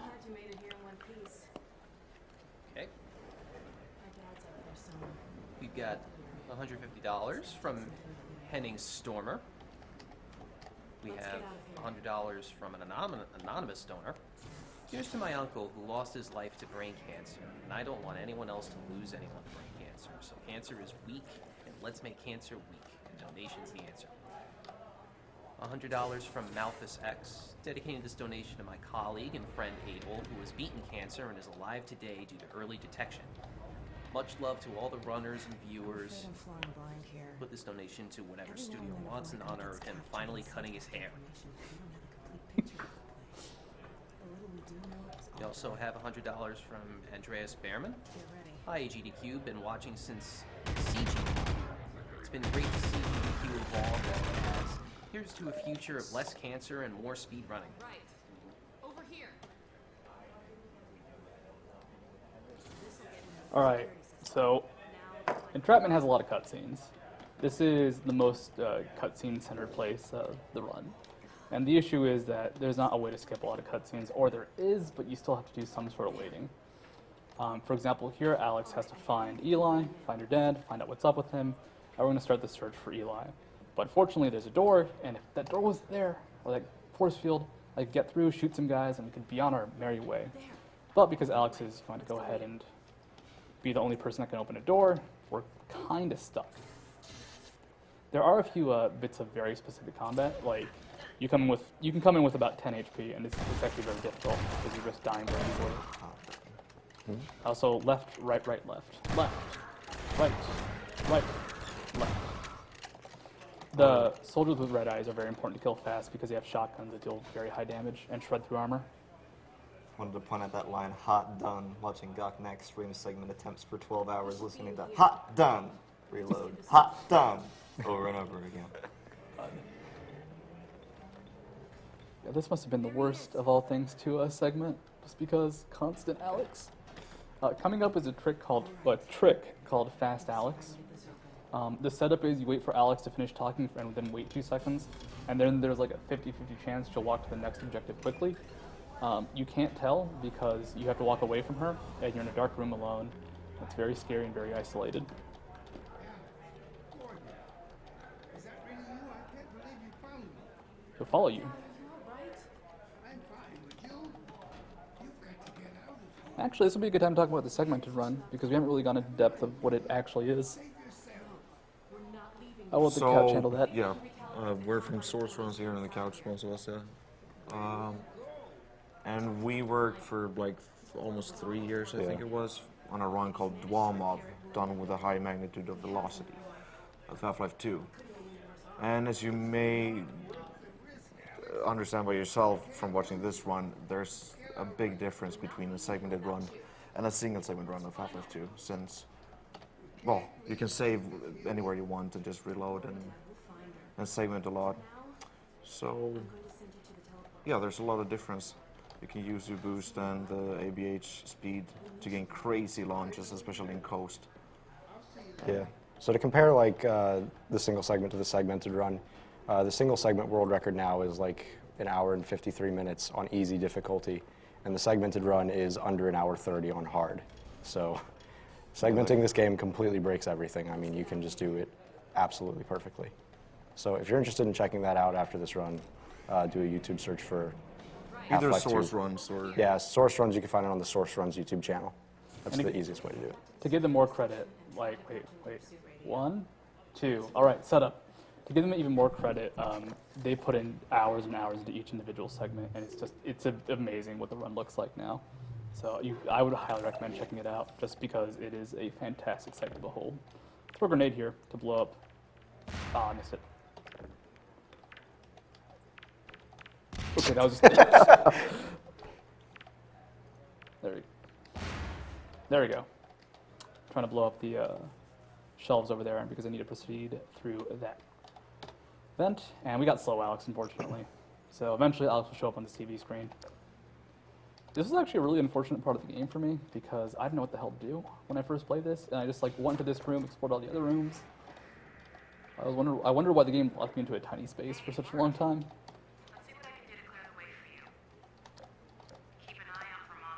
Okay. Now, once this door opens, there's a bunch of combat, and it's actually very scary at low HP. Luckily, I have a decent amount, so it won't be too risky, but it's very possible just to get destroyed, because there's a lot of soldiers. Luckily, there's a few ways to go ahead and deal with a lot of them, but it's also very easy to be swarmed and just murdered. There's also an explosive mine right there. There's not a lot of them, like unlike Half-Life 1, which has like the whole trip mine section, but there's the one appearance. Actually, I think it's like one of like 3 or something. Those do not appear very often. But let's go ahead and set ourselves up to kill a bunch of soldiers. So look at the monitor. They're soldiers. And here they are. So you blow up these guys, use this fancy weapon on them, and then you blow up those guys and also unlock the force field. But if you have, 20, 30 HP and no armor, then those guys will just very quickly murder you. And I don't know why I'm using this gun, because it's not very good for this situation. So this is a long waiting point in the game. We're going to skip it though. Normally you set up turrets and you kill a bunch of bad guys and then you feel good because they're all dead, but instead of doing that, we can just go ahead and climb over the wall. There's also grenade boost you can do. I actually have enough HP for grenade boost, but just out of habit, I went for the safe strat. And those are tricky to set up ABH. David Fry chipped in again. 1 hour mark. Hello again, studio. We're watching you. And that was for $500. Ooh, nice.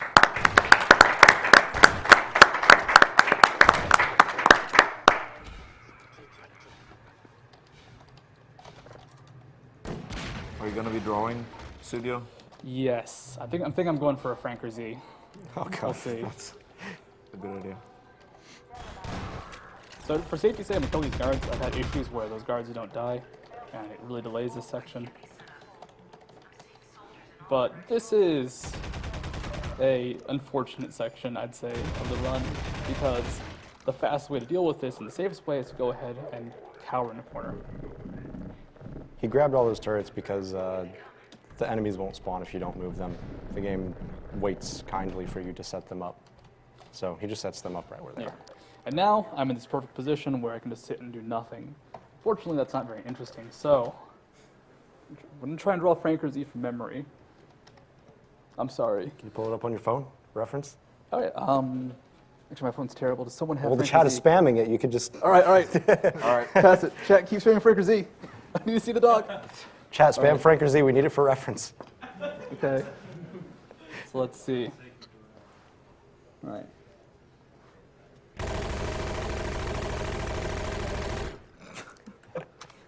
Look at the outline first.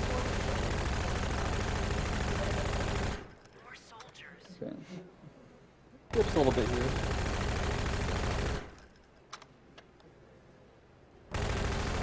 Oh, out of flashlight. All right, gotta wait. Actually, UA, can you tell me if Alex says stuff? Like, has she said anything? I heard her say something a second ago. Can you tell me when she says we've hit the mother load? Because I don't understand why you can't hear it because it's coming through. Because I just realized there's audio cues here, but I can't hear them. And unfortunately, I can spend a lot of extra time here. Wait, no, that left eye's a little bit iffy. All right, we'll go pistol for the delicate lines.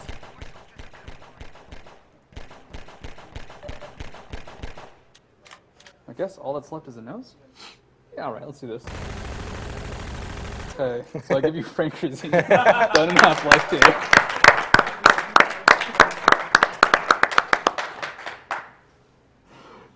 Here you go. Thank you. What happens here is there's a bunch of soldiers, but they're not spawning, and they're just doing their thing. And eventually, after enough time, Alex is like, all right, I'm going to head down there. We're good. Actually, when Alex says that, I would also like a warning, just because I don't know why we can't hear her. But this is one of the few, I'd say, like audio-only sections of the game. But essentially, I'm saving a lot of damage and a lot of time dealing with those guards by just countering here, and it's faster. It's just not very hyped, but I mean, we got this. It's not. Soldiers coming in from everywhere. Oh no, we're all right. We're good. Still got some more time here. This is actually kind of the worst part about Half-Life 2 as a grinding speedrun. There's a lot of cutscenes, like a lot of cutscenes. I think it's cool to see what happens in them, time after time, or for the first time, because they're pretty crazy when you manipulate them with teleports. But man, hearing Alex talk about the motherload of soldiers for like the 40th, 50th, 100,000th time, not very exciting. Oh yeah, I'll take a selfie with Frank Z. God.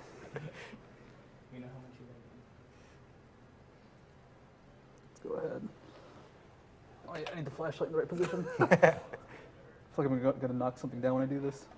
Okay, Gordon, I'm gonna leave off here and catch up with you. I'm gonna leave off here and catch up with you.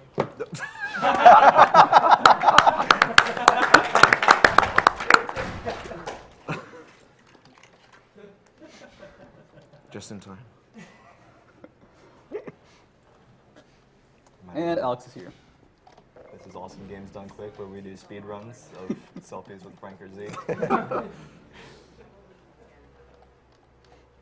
So Alex is talking. She's doing a bunch of stuff. It'd be nice to move this box out of her way. We have some time to pick up some ammunition, pick up some armor, get more SMG grenades.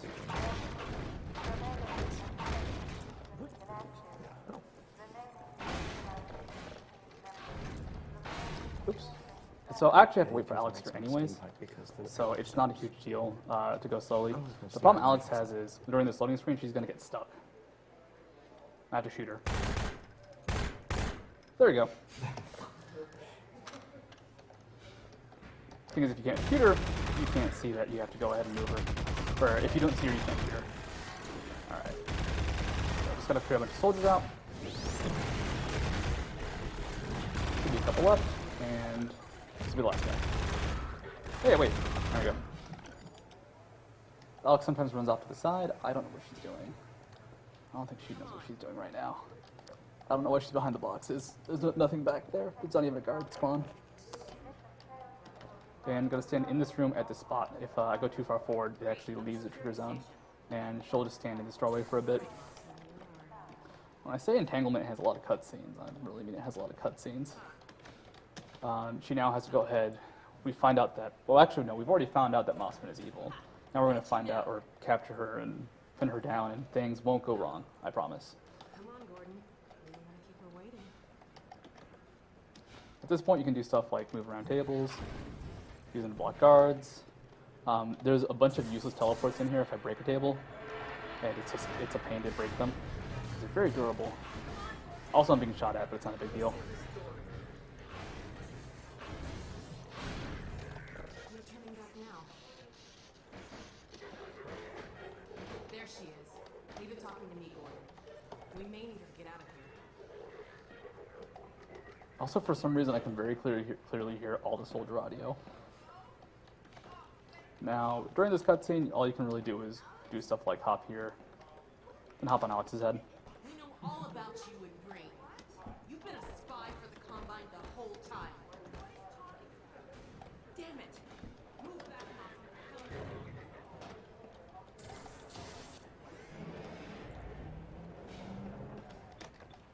If you hop on this console and then hop on Mossman's head, when Alex and Mossman are next to each other, they're actually like one solid block. So you can kind of stand in between them because their hitboxes just kind of combine that way. There goes the one. So now I can just kind of like walk between them. Luckily they're the exact same height. And I had to prove to Dr. Brain that your father would be the most valuable member of any research effort. Enough of the bullshit! I'm sorry for the profanity. There's my dad. I'm going to bring him in. We have some time for a few more donations. First, quick reminder that coming up next after this run is Portal, and you can donate for which category is played. Currently, Inbounds is beating Out of Bounds by a pretty nice margin. Okay, something good's about to happen. Wait a second. There we go. That's not supposed to happen. So Alex will close the door and... Oh, that was weird. She normally will walk through it for some reason. So this time she decided not to do that, and it actually kind of equaled out in time, because you'll have to wait for her to teleport. So a common bug didn't happen. But yeah, Alex is a bit buggy with that doorway. So this is the teleporter sequence. Eli's going to be carded in a second on one of the Citadel transport pods. And we're going to go ahead and just kind of see the twist. It's another turret session coming up. This time we can't just hide in a corner and draw stuff. I mean, we could still draw things actually, but I don't know if the Franker Z can ever be beaten, so let's not go that way. But what's going to happen is I'm going to try and stop the guard spawns by hiding in a corner. And it will cause all the guards to kind of get built up in one position, and they won't be able to move past each other. So a few make it through, but not a whole bunch. There's also a great way to soft lock the game right here. This teleporter is going to raise up. And when it raises up, NPCs can actually enter this area. Right now I can't walk in here. If an NPC, let's say Alex, enters that area, she can't get pushed out. You can't do anything to move her, and her AI won't have her move. So the elevator will slowly come down and eventually crush her through the floor. She doesn't die, but the game is entirely soft lock. And I win a bullet at that point. And it's after a very long cutscene. So that's a full warning if that does happen, which I'll do whatever I can to prevent it. I might have to do some things. No, stop! What are you doing? I'm sorry, Alex.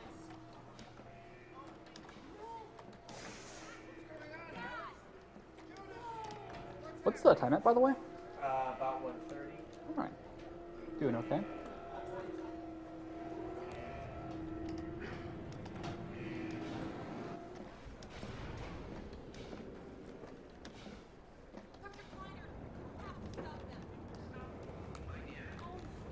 I'm math out in my head like what my final time will be if I proceed at this pace.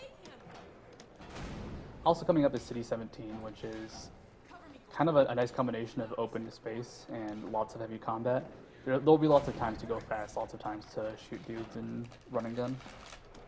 Oh, so we have to set up the turrets here, but it doesn't actually matter to set them up. Guards are on timer based off the doors being blown in. I'll set the turrets now as just in case. It'll actually affect the spawns and some will make it through, but it's not a huge deal. The big goal is to make sure that not all of them make it through, or some of them do. It actually is really not a hard section no matter what.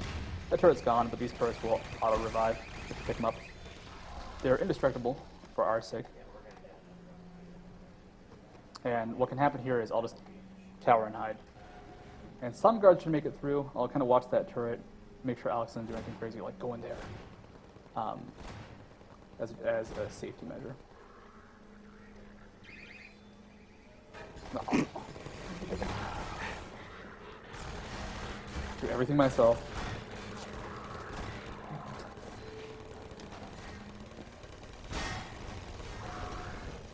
I guess the difference between here and a hard run would be in hard, you have to make sure to stop the enemy spawns. I don't know if it's better or worse. Oh, grenade. So interesting little fact here. This is bulletproof glass, except this one. For some reason, you can shoot through this glass. You can actually see they've taken shots at Alex from here. I can shoot at that guy. Take him down from the side. It's an odd, this random bit of, I guess, non-bulletproof glass. I can position Alex also to be by the console she needs to be at in order to finish this teleport. When you like push into her, she'll move. And also, I guess I'll body block, make sure. All right, we're protecting the teleporter. She can't get crushed now. That's right, you. We have some time for a few more donations, as right now it's just kind of watching this. All right. Another PSA. Coming up later this morning is Borderlands 2, and there are a few choices you can make. One of which is which language the game is when it's played, and this is a close one right now. Currently, Japanese is in the lead with $8,482, but French is right behind at $8,110. And with this incentive, we have to cut this off about an hour before the run starts. God. Here we go. So you have time, but don't wait too long on that one. You can also donate for the runners to do the Face McShooty side quest. Currently that has $715 out of the 4,000 required. And there's also Space Program, which currently has $425 out of the $1,000 it needs to be played. Spoiler, Space Program is awesome. I apologize for literally destroying AGDQ. So here is 4 elite Combine soldiers. They're focusing on the turret, but because it's behind that glass, they're not going to fire at it. They'll just kind of get stuck. Sometimes they'll die. Oh, there, one down. And we're teleported out of there into another cutscene. This game kind of boned them all together. Whoa, the gravity gun looked weird. My God, we made it. Let's see if I can show some stuff off. But where's Dr. Kleiner? With different resolutions, you can see random like things about Gordon's hand. For example, I think if I had a little different resolution or different monitor, you can see some weird physics on Gordon's hand, but not quite available right now. At least weird physics on my end. Also, Kleiner has a shotgun.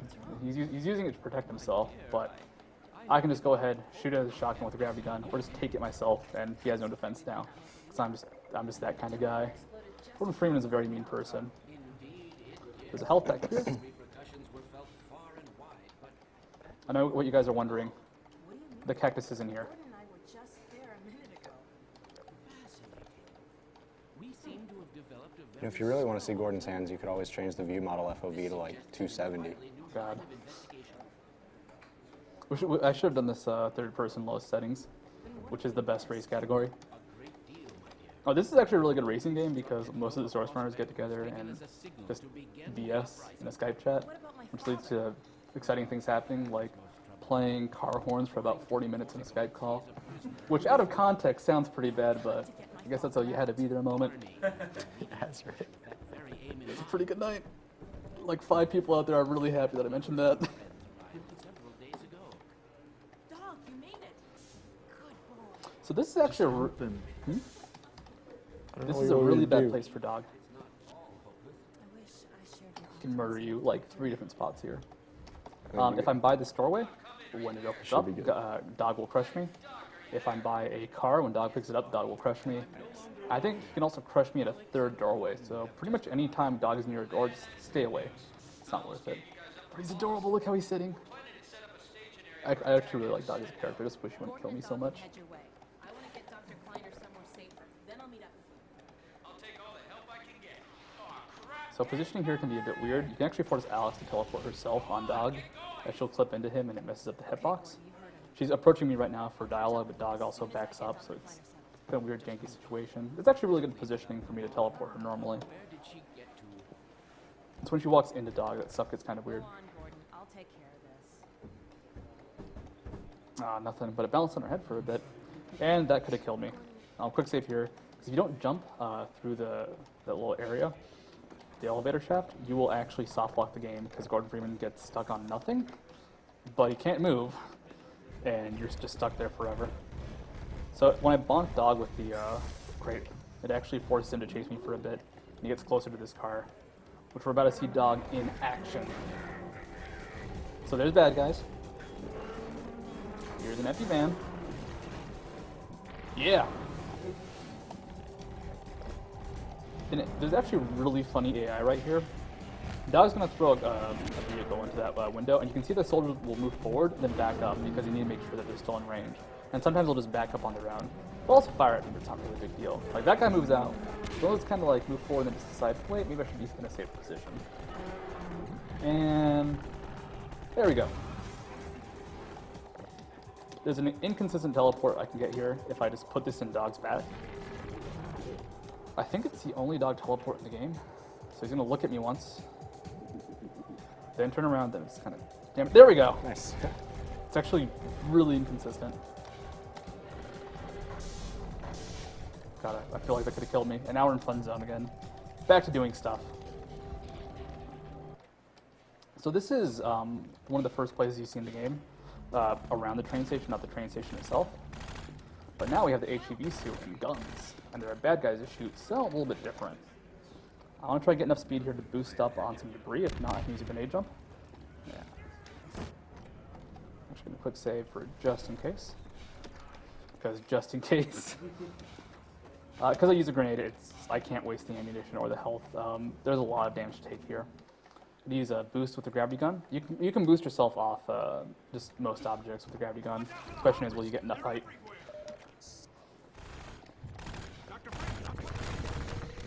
Boosting with the gravity gun is really fun, by the way. It's all about knowing how to set it up and how the momentum will carry. And like if you can be moving forward and all that.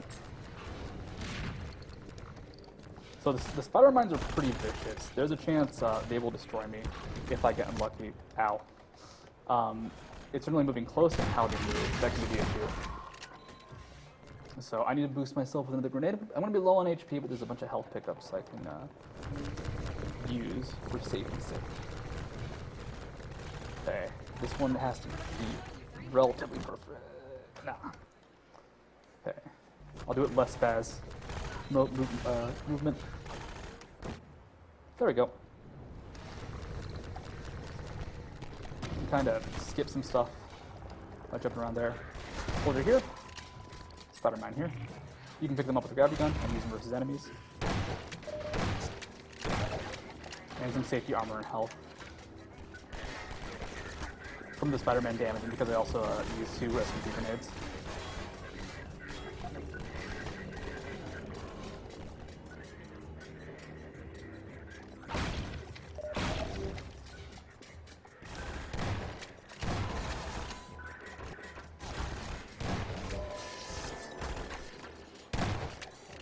So I have to be very, very careful about taking too much damage, like I said. There's also a few glitchy seconds coming up where I won't have access to quick saves or the gravity gun, or else it has a really high chance of crashing the game. Also in the bottom right, you can see that I have a squad. They don't do anything. One guy might actually show up and help me out for a few seconds, but he'll probably die, and if not, he'll die afterwards. This is actually kind of like a random part of the game. I like the mechanic, but for a speedrun, you just can't rely on NPC soldiers. You can't rely on the NPCs, so soldiers to deal damage aren't reliable either. So I have to get through this little hole in the wall. Gordon Freeman? And now that he's seen me, he'll trigger and start activating some charges. So if I use a gravity gun here, the game will probably crash. And if a quick save here to show off using the gravity gun here, the game will probably crash. So no gravity gun, no quick save. Luckily, it's not too tough of an area. After you kill the first few soldiers, most of them get stuck in the back. There's some health and armor here, so I'll just pick that up.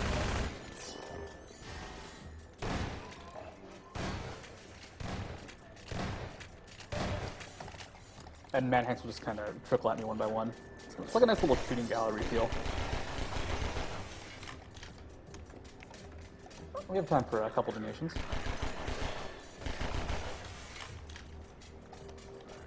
Hey. $100 from Morbuzan. Studio's the man. Gotta support my NACL bros. We got $55 from Rickane58. Thanks for doing this event to raise cancer awareness. I had an aunt who passed away from cancer this week. My friend Sam currently has 2 lung cancer. This donation's in their honor.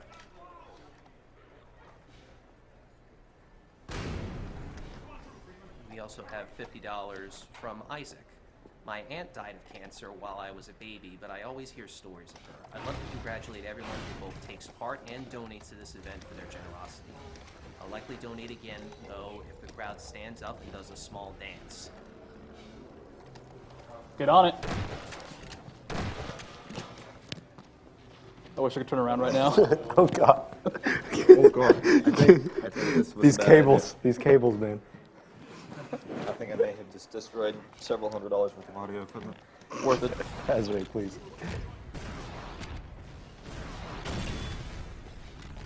So coming up is the pixel window, and it's called a pixel window because it feels like it's a pixel wide, or at least a pixel of space I have to navigate into it. It saves a decent chunk of time though, and if not, I have to fight like a billion soldiers. Like I'm serious, the line didn't go the right way for the normal. Whoa, that was an accidental boost. That was almost new tech. If I don't go the speedrun way, it's just a huge pain, and I'll take a bunch of damage, and it probably wastes about a minute or 2. So, see if I can get this relatively quickly, just because it is a nightmare. This is not a good object to boost with, or to climb with, so it's like kind of evening it out, and hoping this recycling bin doesn't fall. There's also soldiers nearby. They tend to be a little bit annoying, but it's hard for them to really narrow that damage down. You can kind of see like hopping around. I'm almost there, but not quite.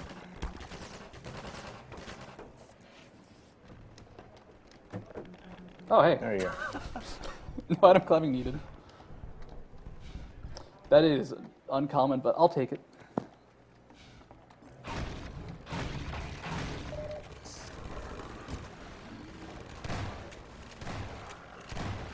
So this door's about to open. I need to make sure I'm right by it. I kind of move back and forth just to trigger this cutscene. You can hear the combat going on, but I have to be right in time to proceed through. If not, Alex talks to me for a while. It takes a long time for her to finish. I still have to kill all these soldiers anyways. What's going on right now is Alex is talking to nothing. And I don't know what the guy threw a grenade at. So, just turn around. Nope, not in the hallway yet. And once she starts moving, I'll move downstairs and clean out some more soldiers.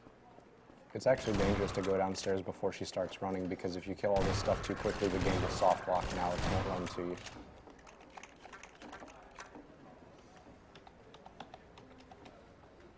Normally, actually, I'll just show this off. Once she starts talking, I can go move up here, and there might be a bunch of friendlies that will block my way. But if I need more health, actually, I can max out a bit. 100 armor, 100 health is pretty nice for this section. It's not hugely important, but it's good to have. We were looking to join you, Dr. Freeman. You can be a jerk with these guys and throw their weapons away, so they're unarmed. But I decided not to do that because last time I did that, I got instant karma and they blocked my path. So item climb here, you can also do a collision boost or a gravity gun boost, but I'd rather not because that is a reliable setup. Go marathon safe. A manhack can also destroy that. Like that. Alright. We'll do this again without the manhack. Yeah, manhacks are actually one of the nastiest enemies in the game because they can destroy important objects like boxes and not barrels, but just any sort of destructible object that you can use for most item climbs. This is actually a really cool part of City 17, this kind of sewer section. There's lots of just very distinct movement. And I'll have to bounce around and do some kind of tight guardrail jumps. First though, you have to item climb. There's some manhacks here, but this is a barrel. Barrels are safe to their destructive reach. They can still block my path though, but usually it's not too rough. You can get a little bit of speed here by hopping. So I'm gonna make a jump here. Yeah! Forgot you opened that door. Don't grab your gun it. There's another relatively tight jump here. Hopefully I can get it. If not, I can just walk around. I can just walk around. You have to jump off the right stair in that staircase, and if you mess up, you end up a bit too high or a bit too low. A bit too low is not too bad, because you can just try to jump again, but you waste time. A bit too high, you end up on the ground. It's either reload or just roll with it. And it's still fast though. I need this explosive barrel for a jump. The positioning is a tough part here. It's a bit too slanted, so I'll have to use a guardrail here to balance it up. No, you don't. Okay. Sometimes positioning barrels can actually be the hardest part.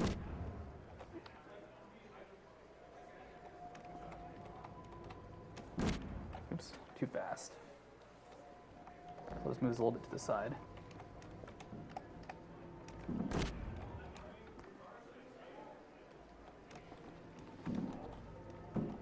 Okay.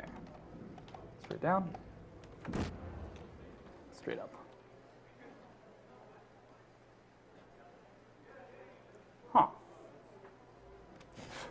Whew. All right, that was scary. Source engine. Yeah. Oh. Yeah, just not enough speed. I'll blame this on it being late. I will use any excuse I can. Okay. There we go. There you go. And now that I'm up here, I'll save, I'll do it again, and some actually tight navigating. If I try and sprint to that jump, it's very easy to fall off. And mine here, pull those guys up. I'm hoping to blow those guys up, but it's okay. Coming up is like Sniper Alley, which can be dangerous. If I go fast, there'll be a mook to absorb some shots. That guy back there, I hope he gets shot instead of me. And I have to make sure I don't get hit by too many sniper shots, because they do decent damage, and they also have very high impact. Thing is, these snipers are actually very active. They're good snipers. You gotta give them credit for their job. But luckily, I can shoot them. I think I missed. Let's be safe.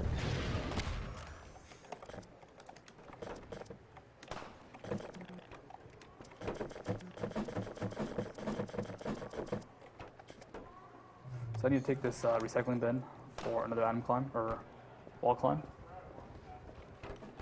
You can do ABHs and all that stuff, like heavy movement with items, but if you move too fast, you'll actually drop them. And that can be very, very risky in a few situations. Actually, one situation will come up and won't necessarily end a run, but it can be a pain. And it can theoretically require a reload. So, we're gonna meet Barney. Something called Barney luck. Barney is a very big source of RNG in this game. It's gonna come up in a second. But here's Barney. I'll shoot the crossbolt at him. I'm not gonna use a weapon for the most part, so it's not that handy. The problem with Barney is that he can be very good at getting distracted by enemies. I have to wait for him to show up here, and I'll be able to set up a little bit of movement. Raining down hell from the roof of that place. There it is, the Overwatch Nexus. Looks like they're mobilizing big time. They can move now. Kind of hard to hear the dialogue, so I think he said the line he needs to say. Regardless, it's a long cutscene. The hard part here is actually navigating past all the friendlies with the item because they will block path really hard. But I need to use it for an item climb. But Barney will get distracted by soldiers really easily, and he is the combat guy. The problem is if he does that, he won't be able to open up a console that, kind of like this one, will be used to proceed in the game. So if I get bad Barney luck, it can actually cost up to 4 minutes, depending on how bad it is. So hopefully it's not too nasty. But you can also get perfect Barney luck, where he essentially goes to just the right spot. So we'll see how he does. Whoa. Actually, that was a nice launch because I didn't take much damage. This will make the upcoming section a little bit easier.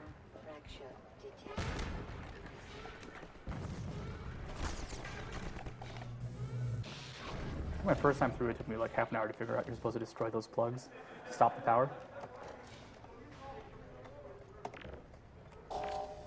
This is the worst trick, by the way, to mess up by doing too quickly, because you'll just blow yourself up with a grenade.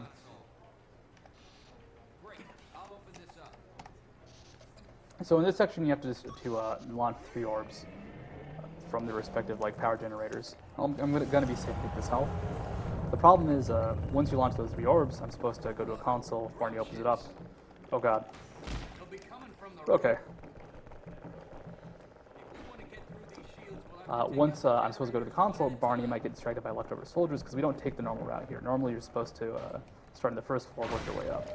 But it's faster just to start up here, walk through some turrets, take some fire, and we'll be okay. I almost forgot what I was doing. You can hear Barney triggering alarms. So that skips a long sequence where I'll get shot and die if I got hit by a laser. So this is the setup for good Barney luck. It'll be relatively fast right now, but I'm going to be slow and spend some extra time killing guards to make sure Barney isn't still aggroed onto them once the next sequence starts. I have to put this table here to block Barney, because if not, he'll walk through here and you can stop block the game. Wait for that guy. Quick save just in case. This door will close and a bunch of guards will start trying to solder it closed.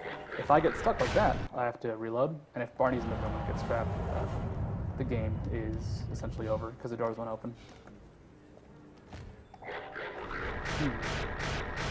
Uh-oh. Alright. That's weird to get that glitch. Sorry, my movement's getting a little bit wonky. I'm getting a little bit sleepy. It's a very long run. Yeah. So, let's see if we get good Barney luck. Alright. I think we're good. I think this might be an issue later on. We'll see, though. Getting shot by those soldiers is not a good sign, but we'll see. I'm about to die. Oh, here. I missed the health. But here's Barney. So we got good Barney luck.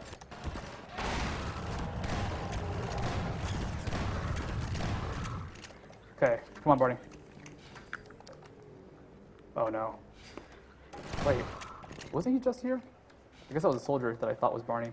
So let's go find Barney, because now that he's aggro on the second floor, I have to go kill a bunch of guards.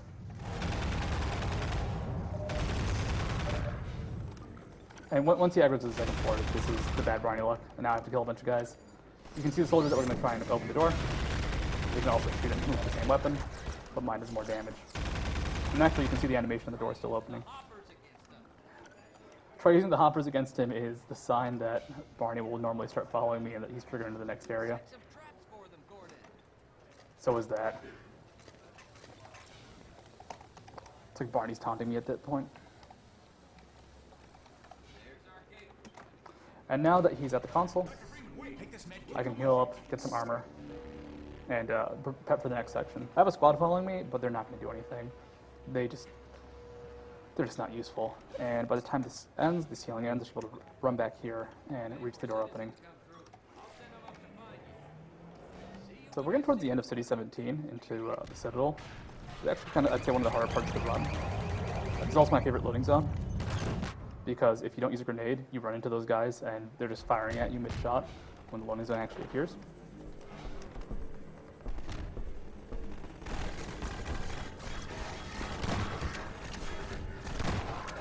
Because of the work from Barney, those hoppers are now friendly. You have to wiggle yourself in this position. Normally it doesn't take, it takes more than one jump to make it up here. Just trying to kind of like wiggle in. Go. I have to load up on SMG unit here, which is nice because there's also a bunch of health. Maybe this jump can be a little bit tricky. If I go too far to the right too quickly, I'll hit the side of the pillar right there. And hey, there we go.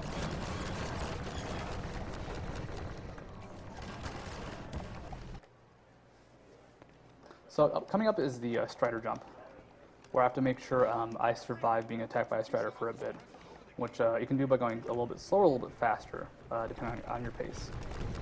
The problem with going a bit too slow is you risk taking a lot of damage from soldiers, and the Strider can still fire at me. So grab some health here. Want to be as high as possible. Need all 3 SMG grenades. Okay, so we'll just go with this. It's actually not that great, but hey, we'll see what happens. Kind of trapped in the Strider for a second, but that's okay. Alright, we're fine. We'll almost die, but 9 health is enough. And my squad is down to 2 people.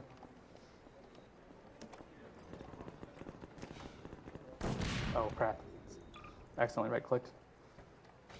That's just a nasty habit with having too much pressure on... Oh, there I am. Too much pressure on the mouse. Like, holding the mouse can be kind of difficult because of the constant scroll going. So an end result is just putting a lot of weight to try and do the scroll movement, and you'll just end accidentally right-click. So really sensitive right mouse buttons and really bad scroll wheels are a really bad combination for this game. Luckily, the scroll wheel's pretty nice. I accidentally fell. The game will soft lock if I don't make this jump, so gotta be very careful about it. Alright. And the easiest way to move forwards is with a bazooka. I have to force my way through this next guy with a box. Oh god. How did one board get destroyed by a bazooka shot? This actually might be pretty bad. Getting pretty good though, so we're good. It's kind of like the first clip I did with that card.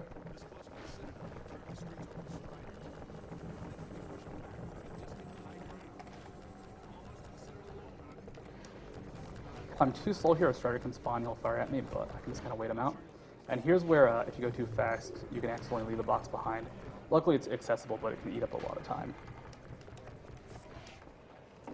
This, I believe, is the longest item climb in the game, with the exception of the globe climb from the final part of the game, which is not done by too many people. So keep on climbing on up. My feet are getting tired. There we go. And if I start getting shot, that's bad. So I have to count to 10 here. This is going to go ahead and make sure triggers trigger properly, because if not, I'll enter a cutscene here. Well, not a cutscene, but a cutscene will start, and Barney will do nothing, and the game essentially soft locks. However, by waiting those 10 seconds, you make sure everything triggers properly, and we're good.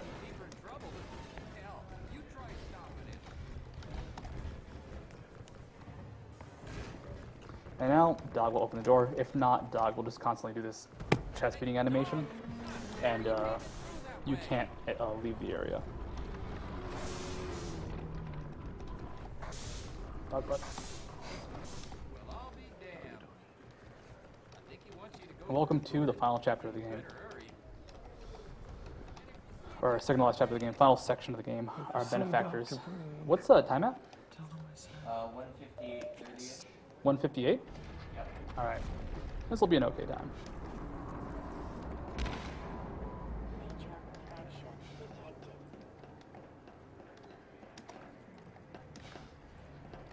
And like I said, Half-Life 2 can be a bit of a difficult game to run because there's a lot of cutscenes. And this final area, unfortunately, is kind of packed with them and in the worst way possible. Because at least in Entanglement, I can move around. The final section isn't too long. I think it's about 14 minutes. But when I enter this, I can make no movement happen whatsoever. So I guess now would be a really good time to show off the portal gun again. Because we got a kick-ass portal gun.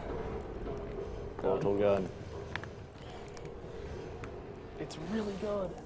I'm blocking it, I think. Probably blocking me. Yeah. Also, And again, a reminder: the minimum donation to be in for the portal gun is $15. So. I haven't done this yet. I'm gonna take a selfie with the camera. Stream selfie. We're in it. Phone users. Mike's gone. I don't think it ran. All right, we'll try again. I've got to. You should probably mute this mic. Is that for? Yes. All right, cool. Now it's me. Okay. All right, we're good. Little. All right. It's good. Wait, no. There you go. All the selfies. Very blurry. I've never taken selfies, by the way. Something about this marathon? I guess we could go for donations. Yeah. Yeah, Got some time for donations. All right, we got $50.01 from the Burninator. Always love seeing games being played for a great cause. Also think the PC block should have someone playing with boxing gloves on their hands. We've got $50 from Swag McDuffin. Yeah. I'd love to thank the AGDQ staff and runners by honoring you all with a modern swag coup, a haiku of immense swag. AGDQ swag, studio plays Half-Life 2. Can't think of last line. Kappa!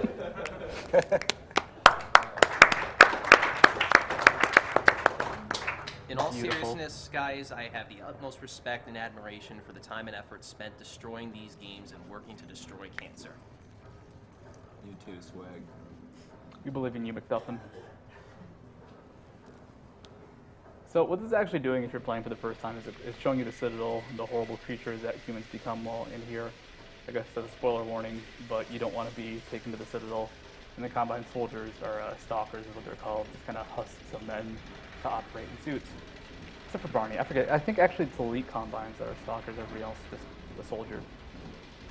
What's going to happen now is I'm going to be dropped in a few seconds, and I'm going to try a strat called Rocket Man. And if it doesn't happen, it's okay. It can happen. It doesn't save a lot of time, but it's fun when it does.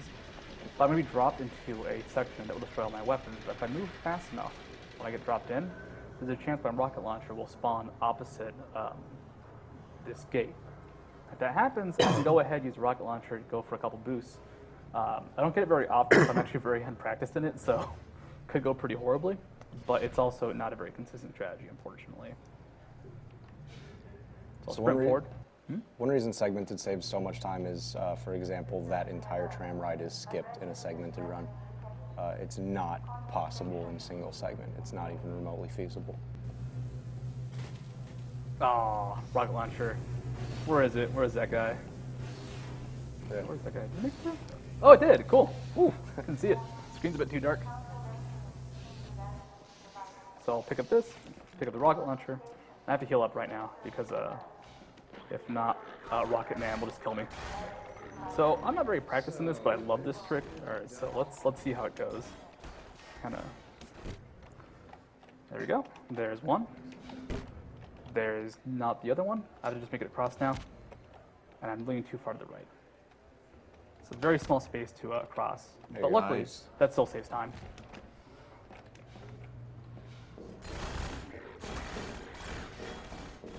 So, fun fact, I'm going to have to open some gates up. If I fire the orb too quickly, it'll go back in the slot and you can actually kill yourself that way, as I learned the hard way. And coming up is orb launch. I don't really want to spoil it, but orb launch is amazing. You don't even need to explain it. You'll know what it is when you see it. Here's hoping I can get the setup. The hard part about this is definitely the setup. Your mentors are partly to blame, of course. My disappointment in Eli Vance and Isaac Kleiner is far greater than my sorrow. Not feeling it. Of course, my disappointment in Eli Vance and Isaac Kleiner is far greater than my sorrow. There you go.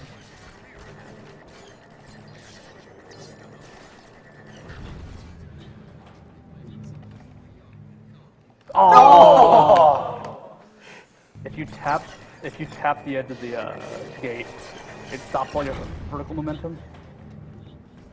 I'll actually show you a safety strategy. I'm actually really bad. I'm really bad at it because I never get Rocket Man. Okay.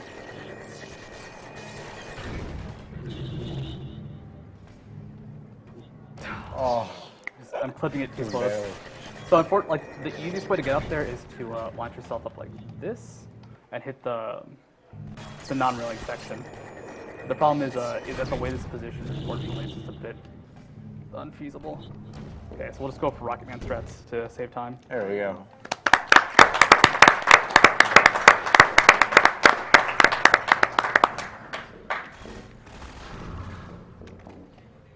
Even though that took multiple tries, that still saved minutes. Yeah, it's Like- a very long sequence. I'm walking backwards. It's kind of easy to get confused here if you move a bit too fast. I actually play with a really high sensitivity compared to most runners, which can lead to situations like that where it's a bit too much turning.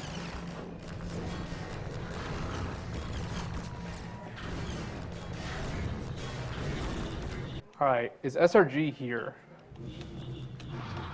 Duke? Did it go? No. Okay. All right. They're supposed to do something, but it's okay. I think I know what they're doing, but it's all right. So coming up is the longest of the sitting around doing nothing cutscenes. So we have some time for a few more donations. All right, $50 from Myler188. Hey, AGDQ 2014, here's my little contribution to the fight against cancer. Keep the great games coming. De Bissou from France, Germain Drumeau. Sorry if I butchered that. $50 from Erosis. Here's to early detection and prevention. I had cancer when I was 15 and was lucky enough to beat it. Thank all of you so much for doing what you are doing. It means the world to me. Keep going strong. $50 from Zoc. Thank you, runners and behind-the-scenes guys, for donating your time to this awesome cause so we can band together Voltron style to beat cancer.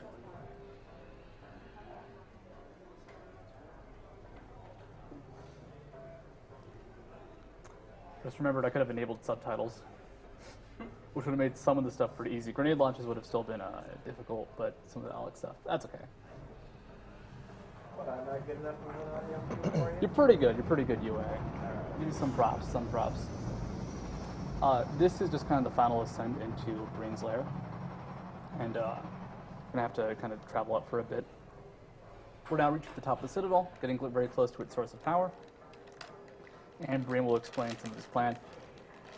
You kind of get a good hint at some of the backstory between Gordon Freeman and how he's technically a mercenary for hire. If you notice at the end of Cool Kids Run, when it said hired for Gordon Freeman, he was now working under the G-Man technically, or you die, one of the two. But the dying ending is pretty, I don't know, unsatisfactory. How's Portal inbounds versus out of bounds going? Almost certainly very, very much in favor of inbounds. Inbounds, all right. No. You stop that. I'm sorry. You're not allowed to enjoy the run you do. So it's about 5,500 for inbound versus 2,700 for out of bounds. I'm sorry, out of bounds. You had your day. That day is not today, though. I'll take him. Most importantly, Mossman still has that weird C on her shirt. Don't struggle. It's I am the no Mothman. use. God, this is actually horrible to wear. I do not like gunner a lot. I don't wear glasses very often, but the gunners just make everything yellow. Don't say that, we'll lose our sponsorship. I mean, gunners are amazing. Actually, shout out, gunners are bad for me because I just don't wear glasses very often, so it makes me sick really quickly. But I know people actually enjoy them, so there we go, stay neutral. Gunners are good for some, bad for me. On another segmented versus single segment note, segmented actually can't skip that last bit, that last elevator ride. We could skip the first one, but not this one, because this one is broken up into chunks. Every time the screen fades to black, it actually moves you to a different section of the map, and there's no way to move between those sections. Well, if it isn't Gordon Freeman at last. What's this? I'll put it over there. I'm sure even if you could, this cutscene would be horrifically broken. Yeah. Coming in here, not in the not in the lift. Yep. You probably just hop around a bit, maybe on the lift. Now, did they ever explain why the gravity gun charges up from the energy? Like, is that ever justified? I feel like it should be, but okay. All right. There's a lot of hand waving and smoke and mirrors there. Yeah. This game actually does have cool plot with lots of alien invasion. Like, a lot of Half-Life 2's plot is actually explaining what the hell happened in Half-Life 1, because this game transitioned from pretty much close to non-stop action to a lot of exposition in the game, and kind of made up for Half-Life 1. But that's a long, long diatribe about Zen, worlds, and teleportation. Oh, actually talk about the end of the game, though. So there's 3 ways to finish the game. Breen Climb, Breen Launch, and the Globe Climb. So there's a globe. Globe Climb just involves using the globe at the very end to climb the final section of the game. And then from there, you just finish normally. The Breen Climb is going to be using one of the statues, and you just do everything normally, and Breen Launch also uses statues. But instead of just kind of proceeding to the final section normally, you will launch yourself up with a console. But it's a bit iffy for me. And it can also be very time-consuming if you don't get it right away. It's a way sketchier launch than the orb launch up the elevator shaft. Yeah. In another shout out to Goknak section, when he got world record, I believe it was based off a Breen launch, but I think the time before it, he barely missed cutting, I think 54 was when he did that. He barely missed cutting 54 because he couldn't get the Breen launch down. Like, you either get a great launch or you die. That's pretty fantastic.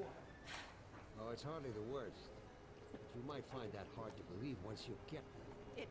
So we're going to have to use statues in a bit to item climb. We'll have a fun little elevator ride, and we'll have to proceed in the final section with very low HP. It's actually really important to heal up before this cutscene because there's not a good chance to heal up afterwards. And without an incredibly high amount of HP, you're probably going to die doing one of the things.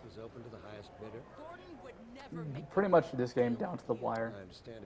Down to the last, I'd say, like the last 10 seconds or so of the run are safe, but everything else, you can still mess up. You can still get bopped. Gordon Freeman can go into space and die. The usual. What do you think you're doing? We're doing what I could never do alone. We're stopping you. Yes. Guards, get in. There's a time. How's the run, guys? Based off the clock? Pretty good. All right. All right. They'll turn on you. Judith, Dr. Mossman, please. I'm sorry, Wallace. I think that's actually a different clock animation. I think they actually changed the clock based off the different cutscenes, which is fantastic. Well, if we go by in-game time, I think this is what, like a couple of weeks? You fool. At least 2 day-night cycles. So Breen's a jerk. I think that's the only time you see it getting up animated. Oh no, Alex, you'll see it there. And here's this bust. So I need to stand over. Oh wow, but my mouse feels. Oh, I pressed the sensitivity button. We have to wait over here because Alex will come talk to us after finishing dialogue over there. And if I'm closer to the door or the elevator, she'll be a little bit faster. I can use this statue for a teleport, but it is one of the more unreliable teleports in the game. It's a little bit nice, makes the future a bit easier, but isn't hugely important. It doesn't save a lot of time, but it makes the final sequence a little bit easier. I want to keep the bus actually very straight. It's a pretty good bus. You didn't have to do this. I had to rescue my father, but you... Not nearly as nice as the limited edition Tychus Finley statue. We'd show it to you, but it's in a box and we're not opening that thing. Google that, yo. So, getting this teleport is solid, but It's all good in the end, as long as she moves. Which I don't think there's a way to make her stop moving. I'm happy about that. I'm gonna see profanity for the first time this run, I believe. Hey, when he says shit, you gotta be ready. So you throw the bus over here, pick up the gun, item climb, item climb, item climb, get over that wall, get over that invisible wall, land on Breen's head, and we can now have a pleasant elevator ride. The most awkward elevator ride of all time. Breen is not very comfortable right now. I'd love to ride to the bottom though, but we gotta move relatively fast. I saved a bit of time because of getting the teleport, so that's actually pretty nice. And it will make the future a little bit easier. You can't see it, but if I jump those blue spots, I'll die. There's supposed to be a beam there. This section is very bugged out, by the way, because I'm still going to hear Alex's dialogue, and then Breen will start talking. Once you feel that shake, you move forward without taking fall damage. Now I have to move to try and catch the first cycle of an elevator. It's going up and down. And like I said, everything's a little bit easier to set up because of that launch. So we just play patty cake with an orb. You can get knocked off by an orb really easily, and that's like a big risk. 33 health, I'll try and get a bit more. Yeah, 53 should be fine for the final section. Just have to make it onto... Oh god, I got caught! I got caught! No! Alright. We'll wait for the slow climb instead of going for reload. I think it's actually faster to reload, but you can kill some nukes while we wait. It also moves down really slowly is the worst thing. Time will be when the final explosion goes off. Alex will arrive first. I'll call it out. So this is the final sequence. Shoot orbs at bad guy. Bad guy being giant generator. Sometimes orbs don't show up. Oops. It is like a long scroll down to try and make sure you pick up some. And if you don't have enough HP, you'll get killed by the helicopter.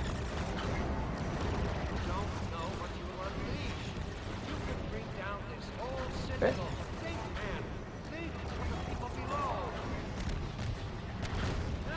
Keep firing it. Alright.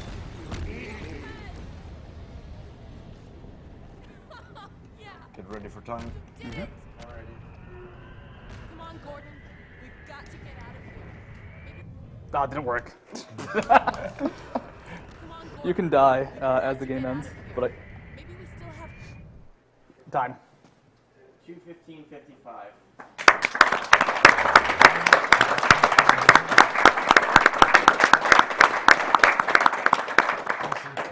I'll take it. Time again. It seems as if you only just arrived. You've done a great deal in a small And that's Half-Life 2. This is G-Man's final conversation.